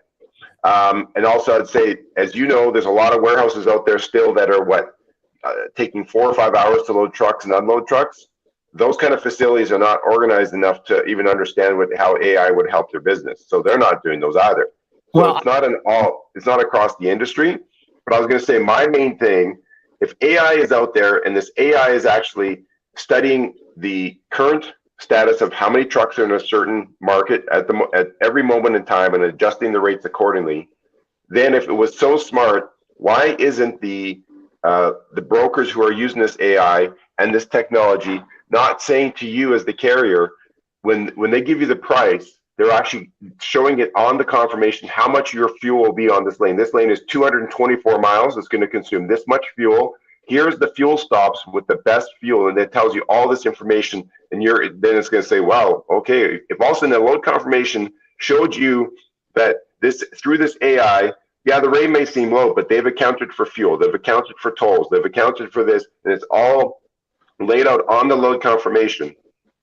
Would that make a big difference to you versus just a rate saying, well, based on the current market conditions, this is what we can pay? The other part of that equation real quick is I'm not going to let AI tell me what my profit margin should be. Hang on. Yeah, Snorelord, while they're talking, can you pull up your email real quick? Okay, go ahead, guys. Yeah, okay. I'm not going to let AI say, hey, your profit margin on this should be 5%. My current profit margin is at 50%. Right. But I put a comment in Sage's video then that basically the AI system for those that are using it is turning it into a Walmart model, right? Like, let's say you produce something, let's say here, right? I got a coaster, right? A Coca-Cola coaster. So people say, all my friends and family say they love this, right? They love my Coca-Cola coaster set. Mm-hmm. So I think, geez, the world should get it. Well, how can I get the world get it? Get into the Walmart distribution center. So I was selling these at a craft marketplace for, say, $50 a set. I go into Walmart and they say, yeah, this is great, beautiful, we like it. They say, how much? I say 50. They say 25. I said, well, I can't do that. Then I guess we're not playing games. Then you're not working with me. If you want this, we need it at $25. You have to figure out how to get your business to run this at $25 a market, and you'll put it all the way across the entire Walmart network. That's your choice. That's the problem, though, CDN, right? When you talk, okay, let's look at someone that's got a long nose hood that drives around at 80 miles an hour everywhere versus someone in an aero truck that does 60 miles an hour everywhere. Bad driving habits, good driving habits. You could be talking 40 cents a mile difference in the cost to move that freight. So I think some of this comes down to, and I think me and Sage spoke about it the other day when he was live, about trying to uniform the industry and how the freight is moved, so it is more predictable for these shippers and receivers. So they know exactly how much it's going to cost. At the minute, we don't have that. It doesn't exist because there is so many different variable factors involved with that. Now, I did speak with somebody that provides this software. I got on the phone with them yesterday. Once they found out, because I put in their very limited information, right? Because it was basically one of those things that, hey, to set up a meeting, you'll go ahead and play it here, and from 9 to 9:30.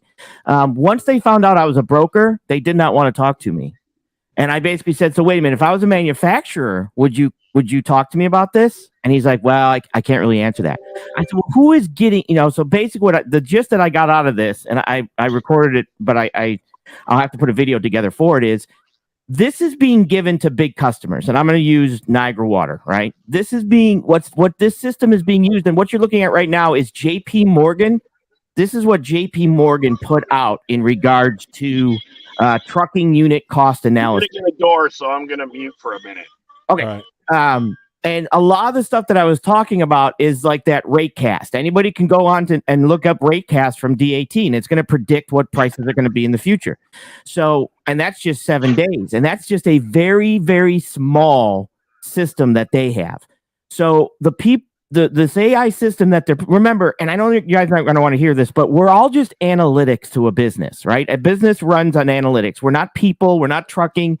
You know, when the analytics go up, we're just algorithms and analytics to a business. If it doesn't work, they either get rid of us or they bring in more. It's not about, profit. If I'm a business, I have to cut expenses. So talking with the person that provides this stuff, one, I didn't make nearly enough money for the people that are taking this info. And let's just say there are some large companies that are taking this system and implementing it into their analysis, because what they're trying to do from the gist of the conversation is they're now trying, the shippers and manufacturers or big businesses, whatever, are now trying to say, look, this is the price. And what pushed this the hardest was COVID. And he basically said this to me. What pushed this system the hardest is transportation budgets got smacked when COVID started spiking up. I'm sorry, when the vid started spiking up. It's not as covered as much anymore.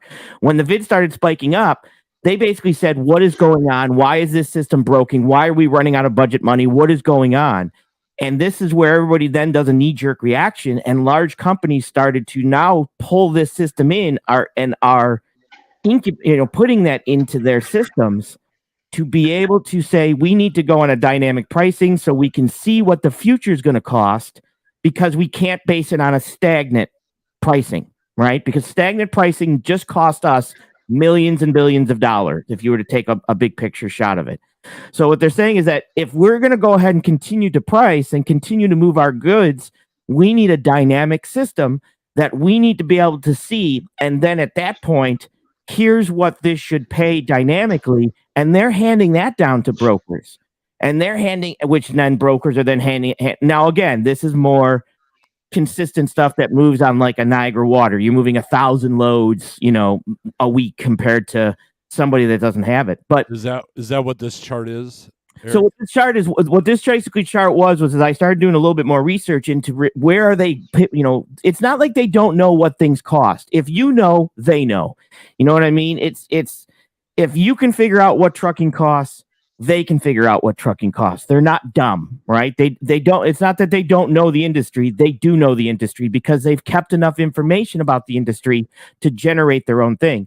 So this was, and I got this actually, who put this out was, what's his name? Craig from FreightWaves. And I'm reached out to him and say, hey, would you mind letting me know where exactly you got this from? But this is basically JP Morgan, DAT, and the ATRI, which is the American Truckers Research Institute. Yeah, the American Truckers Research Institute. And they basically put this thing together. It basically says, here's costs. Here's what trucks cost. Here's what this information is. Because now what they're basically using is this algorithm, this AI system, the geofencing, the tracking. It's all coming together very quickly, because companies have looked at this and said, we paid way too much and we can't take a hit like that again because we will go under. So it's going to start with the bigger business that can afford this. But I said, look, do you not give this to, are you not giving this to me because I'm not a big enough brokerage? Because I mentioned bigger ones like, C.H. Robinson, stuff like that. And he says, oh, we work with those people. But it's the bigger ones that they're pushing this with. So basically, it is a system that it is not going to benefit. It's a system that they're targeting. Here's what this lane should pay according to market rates, right? We talked about that. And then they're pushing it to logistics people to then put down to trucks. So it's not getting rid of the broker system. It is dictating what the brokers should be paying. And then they put on, let's say, their margin on top of that. And then brokers basically cut their own prices. it's a race to the bottom for brokers, and then eventually a race to the bottom for trucks. Well, yeah, I mean, hell, there was a couple of brokers trying to move loads out of Georgia for $1.35 a mile. That's lower than what this thing's saying. But I do know brokerages are cutting each other's throats. That was the problem I had at Landstar. It was agents were cutting each other's throats on the 3PL stuff. Right. And is this going to get rid of brokers? Yes, it'll get rid of brokers, but it's not going to get rid of logistics personnel. Like, you're not going to get rid of a C.H. Robinson, because just like I talked about, look, I asked Spectre, how important is logistics in the military? I mean, understand that logistics is the biggest industry in the world. Nothing moves without logistics. Nothing gets it. I mean, military needs it. Medical needs it. I mean, so many, private companies need it. We all need logistics. So you're going to have people in there to work the logistics system, deal with the shipping, deal with the cross-docking, deal with the intermodal, deal with the trucking, and do all this. But what they're basically doing is now, instead of the brokers and the truck drivers saying, well, this is what we need to do, you now have analytics and algorithms that are now telling you what prices should be according to all of the data that's in there. And even like now remember, this data is very, very fast. An AI system is very fast, because somebody even said, well, how do they factor a blown tire? Well, they can take the price of a tire in the area.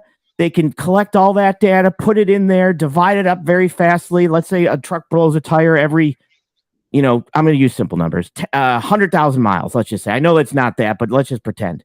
Well, they're going to divide that calculation into these figures, and because that's what AI does, and then put that price in there, and that might add 1 cent for a blown tire or 2 cents to that rate for a blown tire.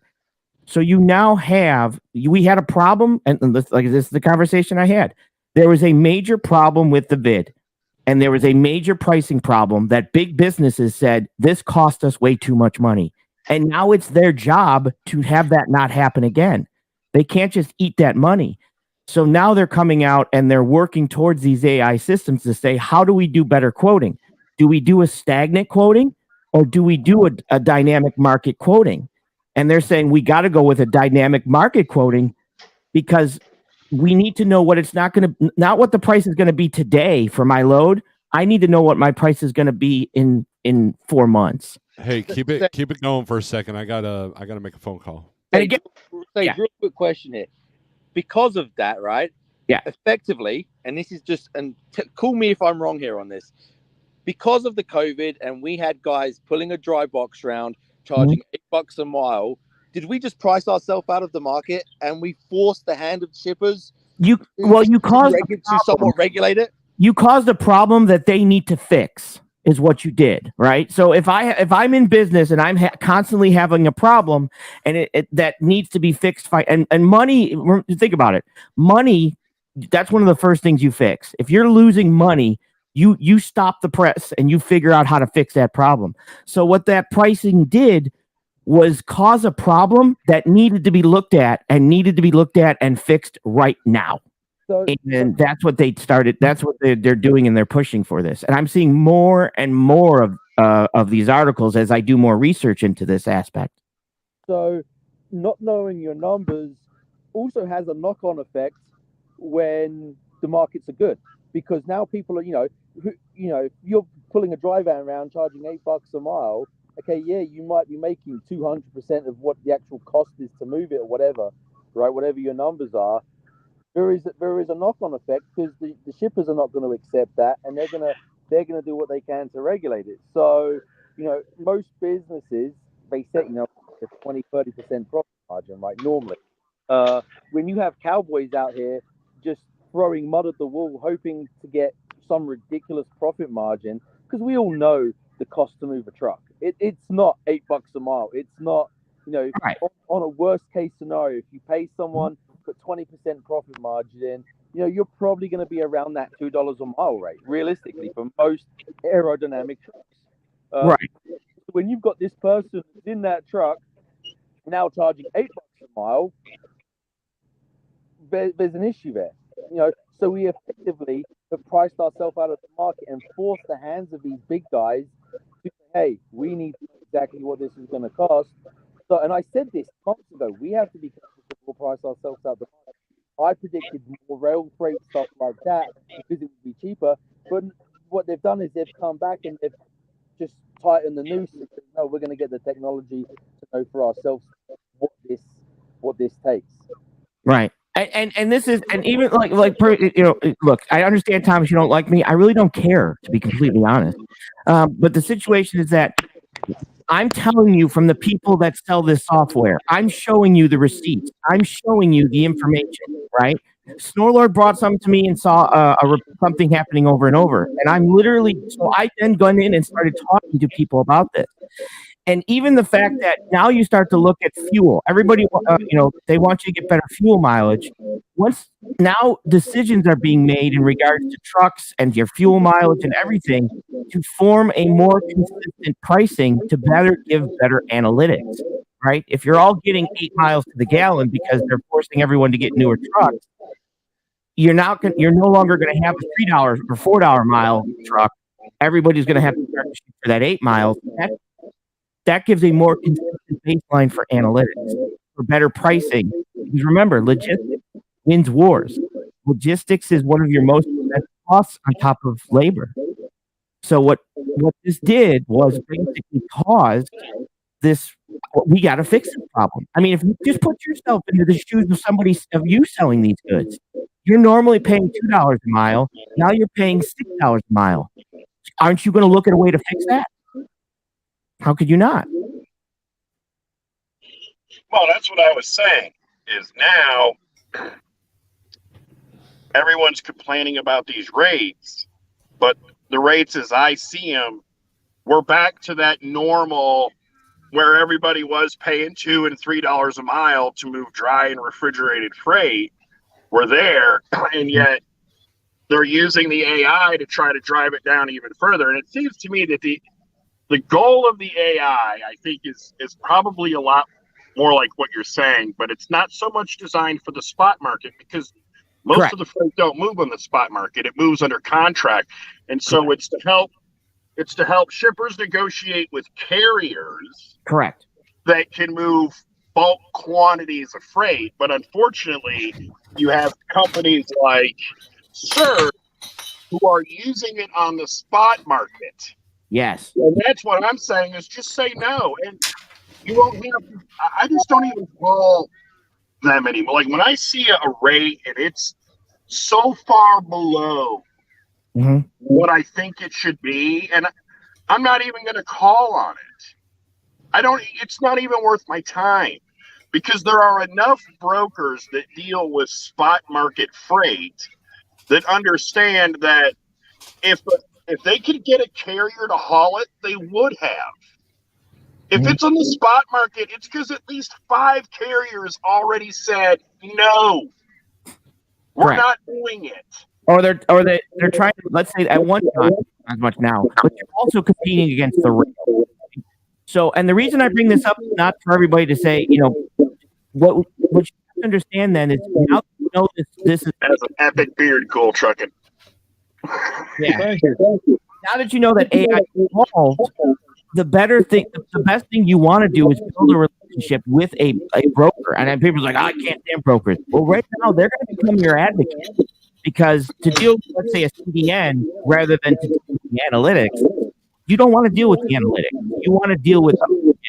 Does that make sense?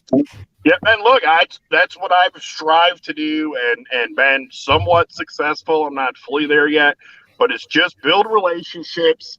Some of the loads I see on the load board. A lot of the loads that I wind up taking were emailed to me, and never even saw the board. Somebody's got an echo in this chat. I'm gonna try. Go ahead and talk. I'm gonna try muting. All right. Hello, everybody.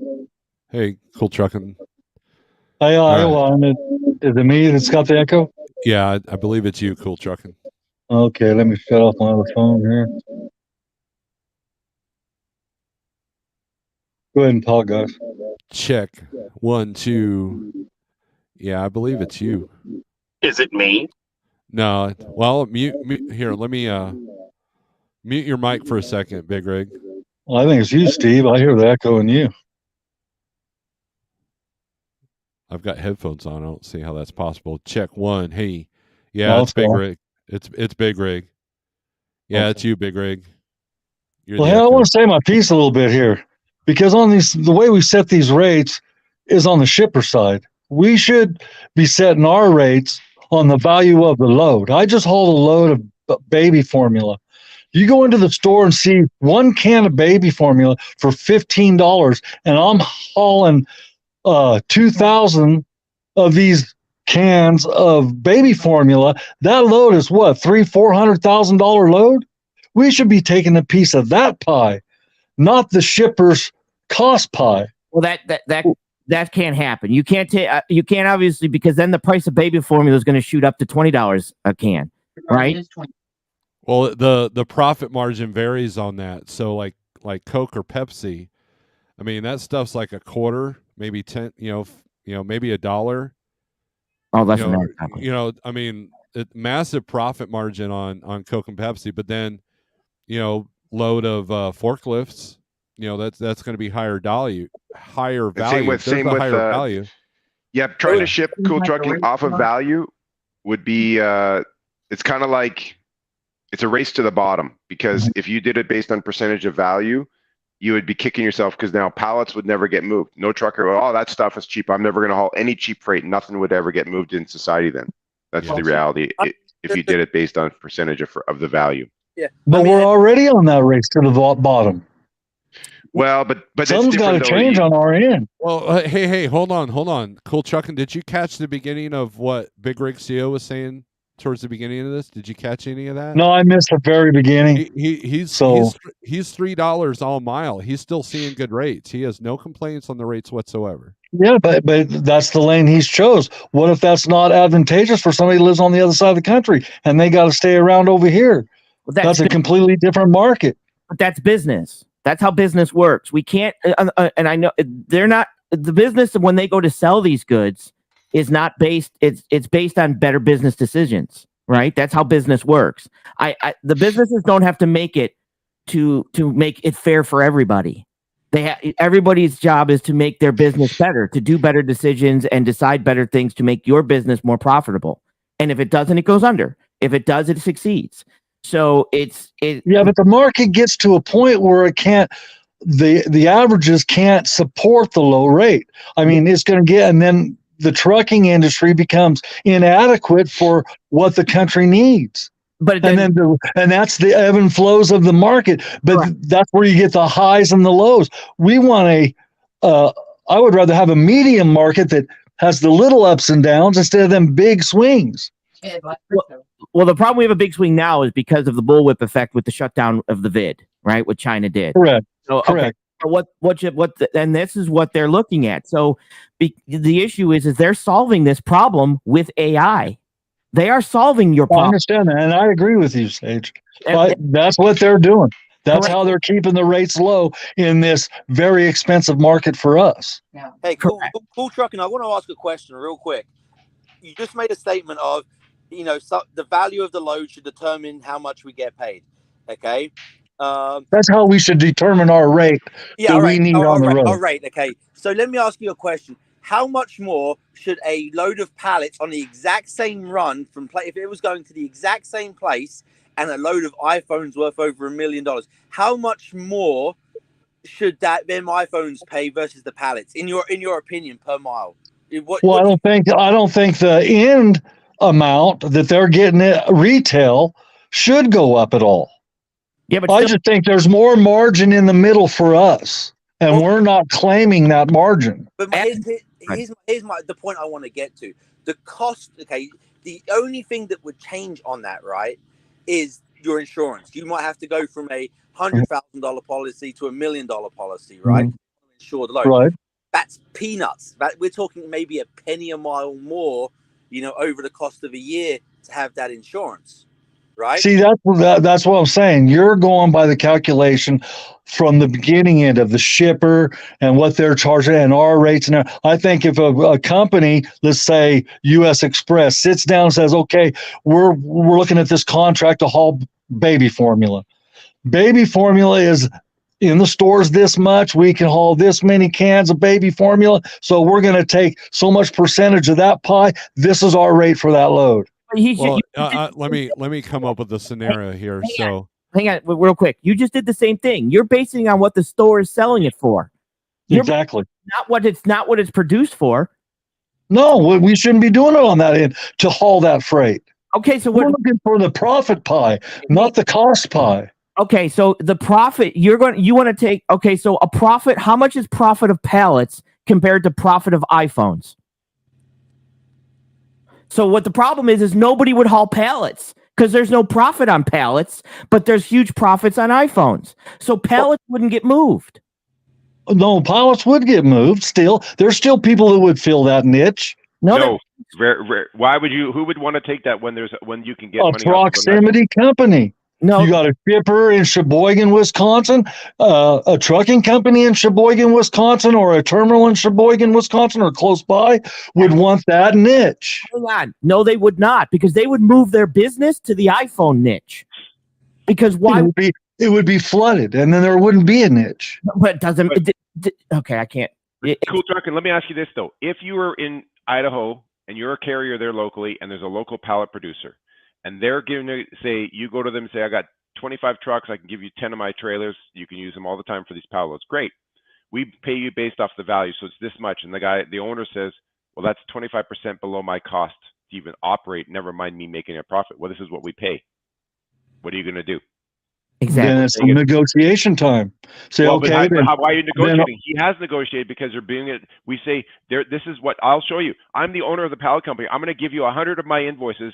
I'm selling these pallets to the companies for. I'm going to open my books to you. You're right beside me. We're neighbors. We're business partners. I'm going to show you all my invoices so you can see that I'm not gouging you. I'm going to show you what I'm charging for it. And you're going to say, well, I know you're being honest, but guess what? You as the trucking company are going to say that's well below my cost. I can't even open my doors for that price. What are you going to do when if you want to run the entire trucking industry based off value of goods? That would be a detrimental way to run the whole country. Okay, if a let's say a Safeway, they run their trucks off value of their goods and what they're selling in the store, that's working to their profits. So how come it works for them and it won't work for us? They don't. They're not basing it on the value of the goods, because guess what? You have sales, you have discounts, they are not basing their price off the values of the goods. They're not. If they aren't making enough profit in their store to pay for that, to pay for their trucks and their shipping and all that stuff, if they ain't making enough profit, they're going to go out of business. It's not billed the same. No trucking. Okay, when I ship freight, the cost of the freight and the cost of the manufacturing are never together. They're always separated, because when they put in the quotes, customers say how much to build the tank and how much for the shipping. They're not combined. So where do we get our rates from? The building side or the retail side? It varies on industry what you're shipping for. There's no one answer. If you have a broker, that broker has a shipper that is their customer is a manufacturing plant, and they're producing something, and one of the valves goes down, and your truck is sitting in Idaho, it needs to get to Ohio to that plant, and that valve was there. There's a replacement valve there that needs to get hot shotted, and they'll do it. They'll pay you they'll give you that one skid, 500-pound skid of a valve or some machine control panel that's only 500 pounds, but they'll pay you as a dedicated truckload to get there to keep that plant running. Yeah, that's because then the rate's based on need, not on product. Well, that's what I said. If you saw my comment earlier, when you're looking at the industry, I look at it this way: the product you're hauling, is it feeding the supply chain or is it supporting the supply chain? Correct. If you can, the more that you can work on the feeding side, raw commodities, control panels, valves, anything that's production related, parts, tools. So think about Amazon. What are we hearing in Amazon that SoCal made a video about? I've seen that. Now, well, 2 years ago, everyone was jumping on the Amazon train because they were paying top dollar. So everyone started to run their business around that, getting power only loads. All of a sudden, what did Amazon do? They got smarter than us truckers and brokers. They realized, hey, we're paying so much for this. They started doing some analysis and realized if we buy trucks to hire drivers, and they probably looked at Walmart as an example, we could probably cut our cost by 25%, because you and I, when we order from Amazon something, we expect it to be cheap. So how do they get that? They have to get their cost down. And they started out opening it to the marketplace to provide this service. First off, Amazon's goal was not necessarily about the pricing. It was about efficiency and fastness. How fast can they get the product to the market? That's why they opened it to the general market, to the spot market. Now, they've been doing this long enough. They see their numbers. Amazon knows. You talk to an Amazon, every warehouses, they have it down to the mile. So here's my thing about this whole AI and everything else. I guess trucking companies, we're a little bit behind on it. We have TMSs, right? And we have all this technology, but where we're a little bit shy, we haven't taken it to the next level.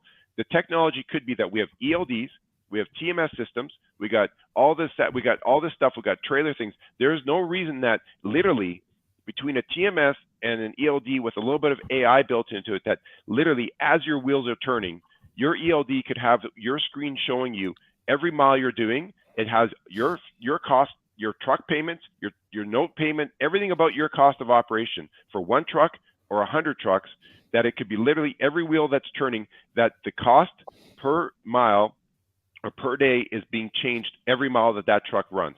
So a big company like a Schneider or a US Express or a Swift could literally have a CEO sitting there with, seeing as 1,000 trucks are rolling around the day, the numbers, it's like a stock market. It's just constantly changing every dollar that I understand does. I know how that's how it is. Right, but here's the reality, Cool Trucking, is that what's AI is doing is that because of what Sage has talked about, what Steve has talked about, in the past 2 years where we came out and the market was high, all of a sudden, like I'll give you an example. BC, during the pandemic, British Columbia had that massive storm that shut down the highway. The highway collapsed. Literally, it literally collapsed, shut down the highway, shut down the supply chain. Loads going from Alberta to Lethbridge that used to be like, $2,000 went to $6,000. Coming from Toronto to Vancouver was almost $25,000 for 2,300 miles for a 53 dry van during that time period. So it was unprecedented times. And then all of a sudden, the carriers held that for so long. Today, I'm doing this. I did loads going from Alberta to another side of Alberta that I'm paying pretty good dollars. And I showed the carriers, I'm getting them at least $3 a mile, including deadhead miles, but I'm pushing my customers for this. But the point is, the shippers, if you went today and decided trucking is not for me, I'm going to produce a widget. So you got a warehouse with 5 employees and you're producing a widget. You're going to want to know for the next 52 weeks what my trucking costs are going to be, because if you start producing this widget, you're paying everyone, say, $35 an hour, everyone's getting a good wage, and all of a sudden you thought, okay, I'm going to pay $250 a mile on my trucks. This is what I thought. I'll send the truckload at $250. You go in, you got a couple nice brokers or even a carrier. All of a sudden the carrier, even if it's a direct carrier, no broker, and he says to you, Cool Trucking, I can't do $250 because I can go right down the street and get $5. Right. Hey, what if I say, now your cost of your operation has gone out the door, and how fast can you've given a price list to your suppliers for the next year, right? So you're eating that cost of that. So these shippers are saying the past 2 years we've had such volatile. So I know of a friend of mine. He's in oil field sales. During the pandemic, you know what he would say? They started to do. Companies are doing. They would quote customers 24 hours. That quote was valid for only 24 hours. Perfect. Hang on. See, perfect example. You're the customer. I have a business, or I'm a broker, but I have another customer, and Steve is my customer. You're both in the same area. CDN quotes you $250, but then Steve, I tell Steve, hey, trucks are moving out here for $250. If you want your freight to move, we got to be $3. Now I've just taken all of your trucks. I've just taken all of CDN's trucks, so you got to raise your rate to $325. Where does that money come from? I see. Well, I'm movable in this. I can be convinced. I'm not chiseled in granite here. And all this technology, what they're trying to take away the negotiation power. That's the frustrating part. The whole idea around the spot market was to be able to negotiate. There's things because, like I said, my brokerage I have not received one email about AI coming. Not even saying that it's here. I'm not saying it's never going to change, and they're not going to say, okay, we now have the software. If you want to use it, this is how it works, and you have to pay or whatever. Maybe it's going to be there. But my company has never, ever told me what rate to use, anything of that nature. And part of it started what Sage talked about, that during the pandemic, The shippers I need to watched get that. cost control. But the other thing that brought this, I'll tell you what stemmed this, is the shippers themselves has escalated the AI, and I think the trucking hasn't kept up. Is I think Sage mentioned it, and I know if Jeff Like was here, and I've experienced it, where you get an RFQ from a shipper where they send you this big, massive spreadsheet, and they want you to bid on 2,000 lanes. Well, me as a solo broker, yes, I'm part of a big network, but I'm an independent agent. So what do I have to do? I have two choices. I have to run. I've done this because I've gone through it where I would run the lanes, I have to run the miles, and I think, okay, well, I'm the kind of broker I would sit there and look at it and say, well, it's got this deadhead. I look at my history, I look at the that's market how average, I'm trying Americold to come up with does. the price. That's So they're exactly saying how it Americold was does. such a painstaking process to get these 5,000 rates back. So we're going to start to use AI, and that started to stimulate that. So remember, when you're working as a small trucking company or a one trucking, it's always, yes, you got your own cost, and what you want to drive is your choice, and it's a free market to do what you want. But always remember, yes, you may be working in a certain area of the country with your truck, but you're still part of the overall global supply chain. And how the overall market works, maybe initially you won't be impacted because you have a little niche, but all of a sudden the shipper finds out, hey, I'm hearing that other people are paying less because, example, their competition. I can tell you this. I had a customer that got closed down because of this. I had a customer in Alberta doing a certain industry, selling it to the States. We'd bring it to these warehouses, and then I would actually help them to redistribute it within the U.S. Well, guess what? Their sales rep left the company, went to the States because he was from the States, was working in Canada, came to the States, reopened his company. He started getting the items produced, and he can get it produced and shipped from China to the United States cheaper than he could ship it from Canada. Wow. And it caused that company to get closed because they underbid him. They could not, they said, even if they tried to cut the cost, they couldn't keep up with the price because of the cost of trucking, the cost of everything else. So there's so many factors at play. When we're one broker, one truck, and we're dealing, like, until you are in a position where you can actually sit down with a broker and actually talk to them about what is happening with their business. Because initially, if you find out that there's a lane that you like to run and this broker has it, you may have to take that cheap load initially just to show the broker you're willing to work with them. Then you do the load with them. Then you can come back and say, hey, okay, I took that load last time for this price, but let me tell you what really happened. When I went to the shipper, it took this long. We had this problem. I went to the consignee. We had this problem. So I'm willing to do this lane, but I'll do it for this price. That's why I think we still have negotiating power, but it's all about the questions that you ask. And see, but we're also, the issue is, like even Steve says, I prefer email. And then the more that we do that, where we push the emails, we don't put a phone number on our load postings. The more emails we push, it puts that barrier, and the ability to negotiate diminishes. Yeah. Well, and the other thing I look at too, instead of looking at moving that baby formula, I'd be more interested in the raw materials to make the baby formula. Right. That's exactly it. Here's the tip I would say is phone calls. Like, I have a carrier that I've been working with him probably 4 years now. It's flatbed carrier. At the beginning, he was really hesitant. We kind of butted heads. Guess what now? I call him and I say something. Now I just have to text him. Do you have a truck for me? And I'll say, is this rate fine? He says, you're the boss. You tell me the rate. Because he trusts. He knows I'm always fair. When there's driver wait times, I pay him. Even if my customer doesn't agree with it. I've always been fair to him, more than fair to him. He doesn't even question. Now, once you've built that relationship, then you can use email and texting as a fast way to get things. Hey, it's Steve. Hey, it's Steve at so-and-so. I've got my truck in this area. Do you have a load? He replies back, yep, I can get you one for next. It's actually not Tuesday, but I can load you Wednesday morning. Will that work for you? Sure. Because Steve knows, he knows that broker. He's willing to wait that one day to pick up on Wednesday for someone he knows. It's a load he trusts. He knows it's not going to get pulled out from him. So waiting that extra day, and hey, he could use that day, maybe go wash his truck, go do some, hey, I need to get my tires rotated. I can get my oil change done. I'll take advantage of that opportunity. So, but the point is that with AI, it's pushing everyone to be more efficient. You can still drive the truck you want. You just have to be aware. That's right. Like I would say, if you're a new person thinking about getting your own truck, it's up to you. How do you do it? Just know your market. Like if you're living in an area where there's a U.S. Express yard right down the street from you, well, and you want to buy a long nose truck and you want to compete to them, well, that's going to be a fun game. Yep. Yes.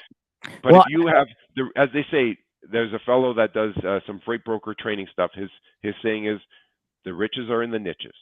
And that's what it comes down to. When And you're a small carrier, you need to deal with the small players. If you're being a small carrier and you're trying to fit into the big Walmarts and the Costco's and stuff like that, like if you have a broker that's servicing that and they connect you, great, and they're paying you well and you're happy, great. But otherwise, you got to stay in kind of staying in our lanes. Like figure out there's no right, there's no wrong. You just have to figure out what makes sense for your business. right. That's what it comes down to. And for me, like my niche, what I focused on when doing this, because I was a one-man show, is I said, okay, here's what I'm going to do. I go to project sites because I know they need them at a project site because they're under some type of performance clause. They got to get this building built. They got to get this bridge built. They got to get this generator put in. And then I did oversize. So for me to be as much profitable as I can with the least amount of loads, I chose the manufacturers going to like projects in an overdimensional aspect. So I knew I could optimize my ability, and I learned as much as I could about that because I knew that van wasn't going to cut it for me because I needed to bring on more people to be profitable. Now I think I've done 47 loads and I'm at $550,000 in 47 loads gross, and not my money. I think I'm somewhere around 100. I'm like 18%. But that's the niche I chose. But now when I did take that phone call, I said, fine, off the record, because I said, how does this work if you're giving this to large manufacturers, let's say, right? And this AI software. So like I remember it was like, I swear it was like 5,000 lanes I had to quote. I'm like, dude, this is ridiculous. Now when they don't even have to send that, or you'll start to see a rate for you to shoot for. So even if it's a new lane, they might say, well, our projected rate is $1.50 plus fuel. And where they're getting that from is AI systems that have collected a bunch of data, collected a bunch of info, and are basically now can target this rate where now even eventually spot market pricing would be like, well, if we ship it today, it's $1. I'm gonna use simple numbers. It's $2 a mile. But if you guys can get it out today, it's going to be cheaper. But if you can't find a truck till Friday, it could be $2.25 a mile, right? Right. And what they're calculating. So now I'm looking at this and I'm saying, okay, well then how does truck speeds of 62 miles an hour factor in? Well, that helps the algorithms. Because now everybody knows that you're going to get there at the same amount of time approximately.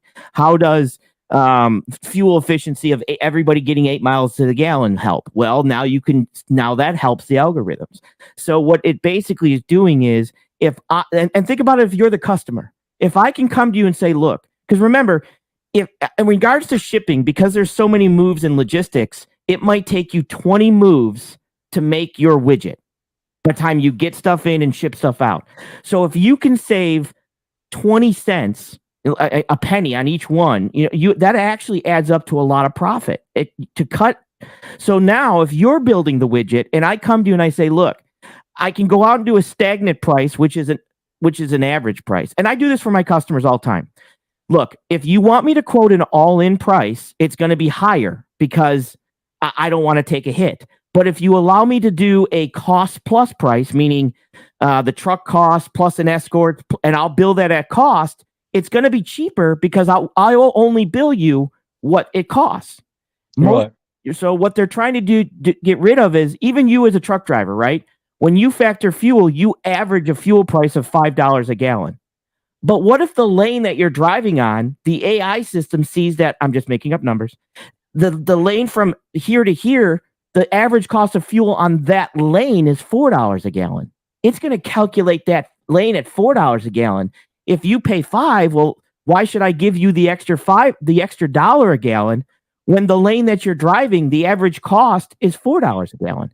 And this is where you as a shipper, if I'm selling this, which I'm not, trust me, if I'm selling this to a manufacturer, I can say, look, I can save you this because this software calculates actual costs of the fuel, of the market. And that's where these big shippers are like, well, we got to make some type of change. Let's do it. Well, Stage, we got to go because Steve's got to go. But I was going to say, Big Rig CEO nailed it right there. About my best customers are refrigerated carriers hauling their overflow freight. I know several carriers in Canada. That is when you're a small carrier, the first thing I tell people is there's all these big carriers, register with them. So when your name, because you have to go through a whole process to get set up with those big carriers, because when they have overflow freight, they pay well. Mm-hmm. That's my first tip to them. And that's one you got that not many talk about. So if there's carriers that you can sign up to that you can help get their overflow freight when it's available, I'm not saying it's a guaranteed thing, but it's just another avenue. You got to have multiple. So anyway, Steve, I'll let you go. Thank you Excellent for coming in. We didn't solve it, so thanks so much. And we're We'll never never going to solve the solve world. We'll never solve it. I'll keep digging into this AI thing. I'm not stopping here because I want to know exactly, you know, more as much as I can so I can get it out there for you guys. But thanks for letting me come on. No, it's not doom and gloom. There's still a lot of, trust me, there's tons of brokers and shippers not under this AI yet. We're still working load to load, negotiating load to load. There's still money to be made. It's not all doom and gloom in that regard. And the more you guys know about it, the more you guys know how to work with brokers and stuff who don't. You know, Okay, I'm out of here. See you guys. Explaining See ya. that. Thanks.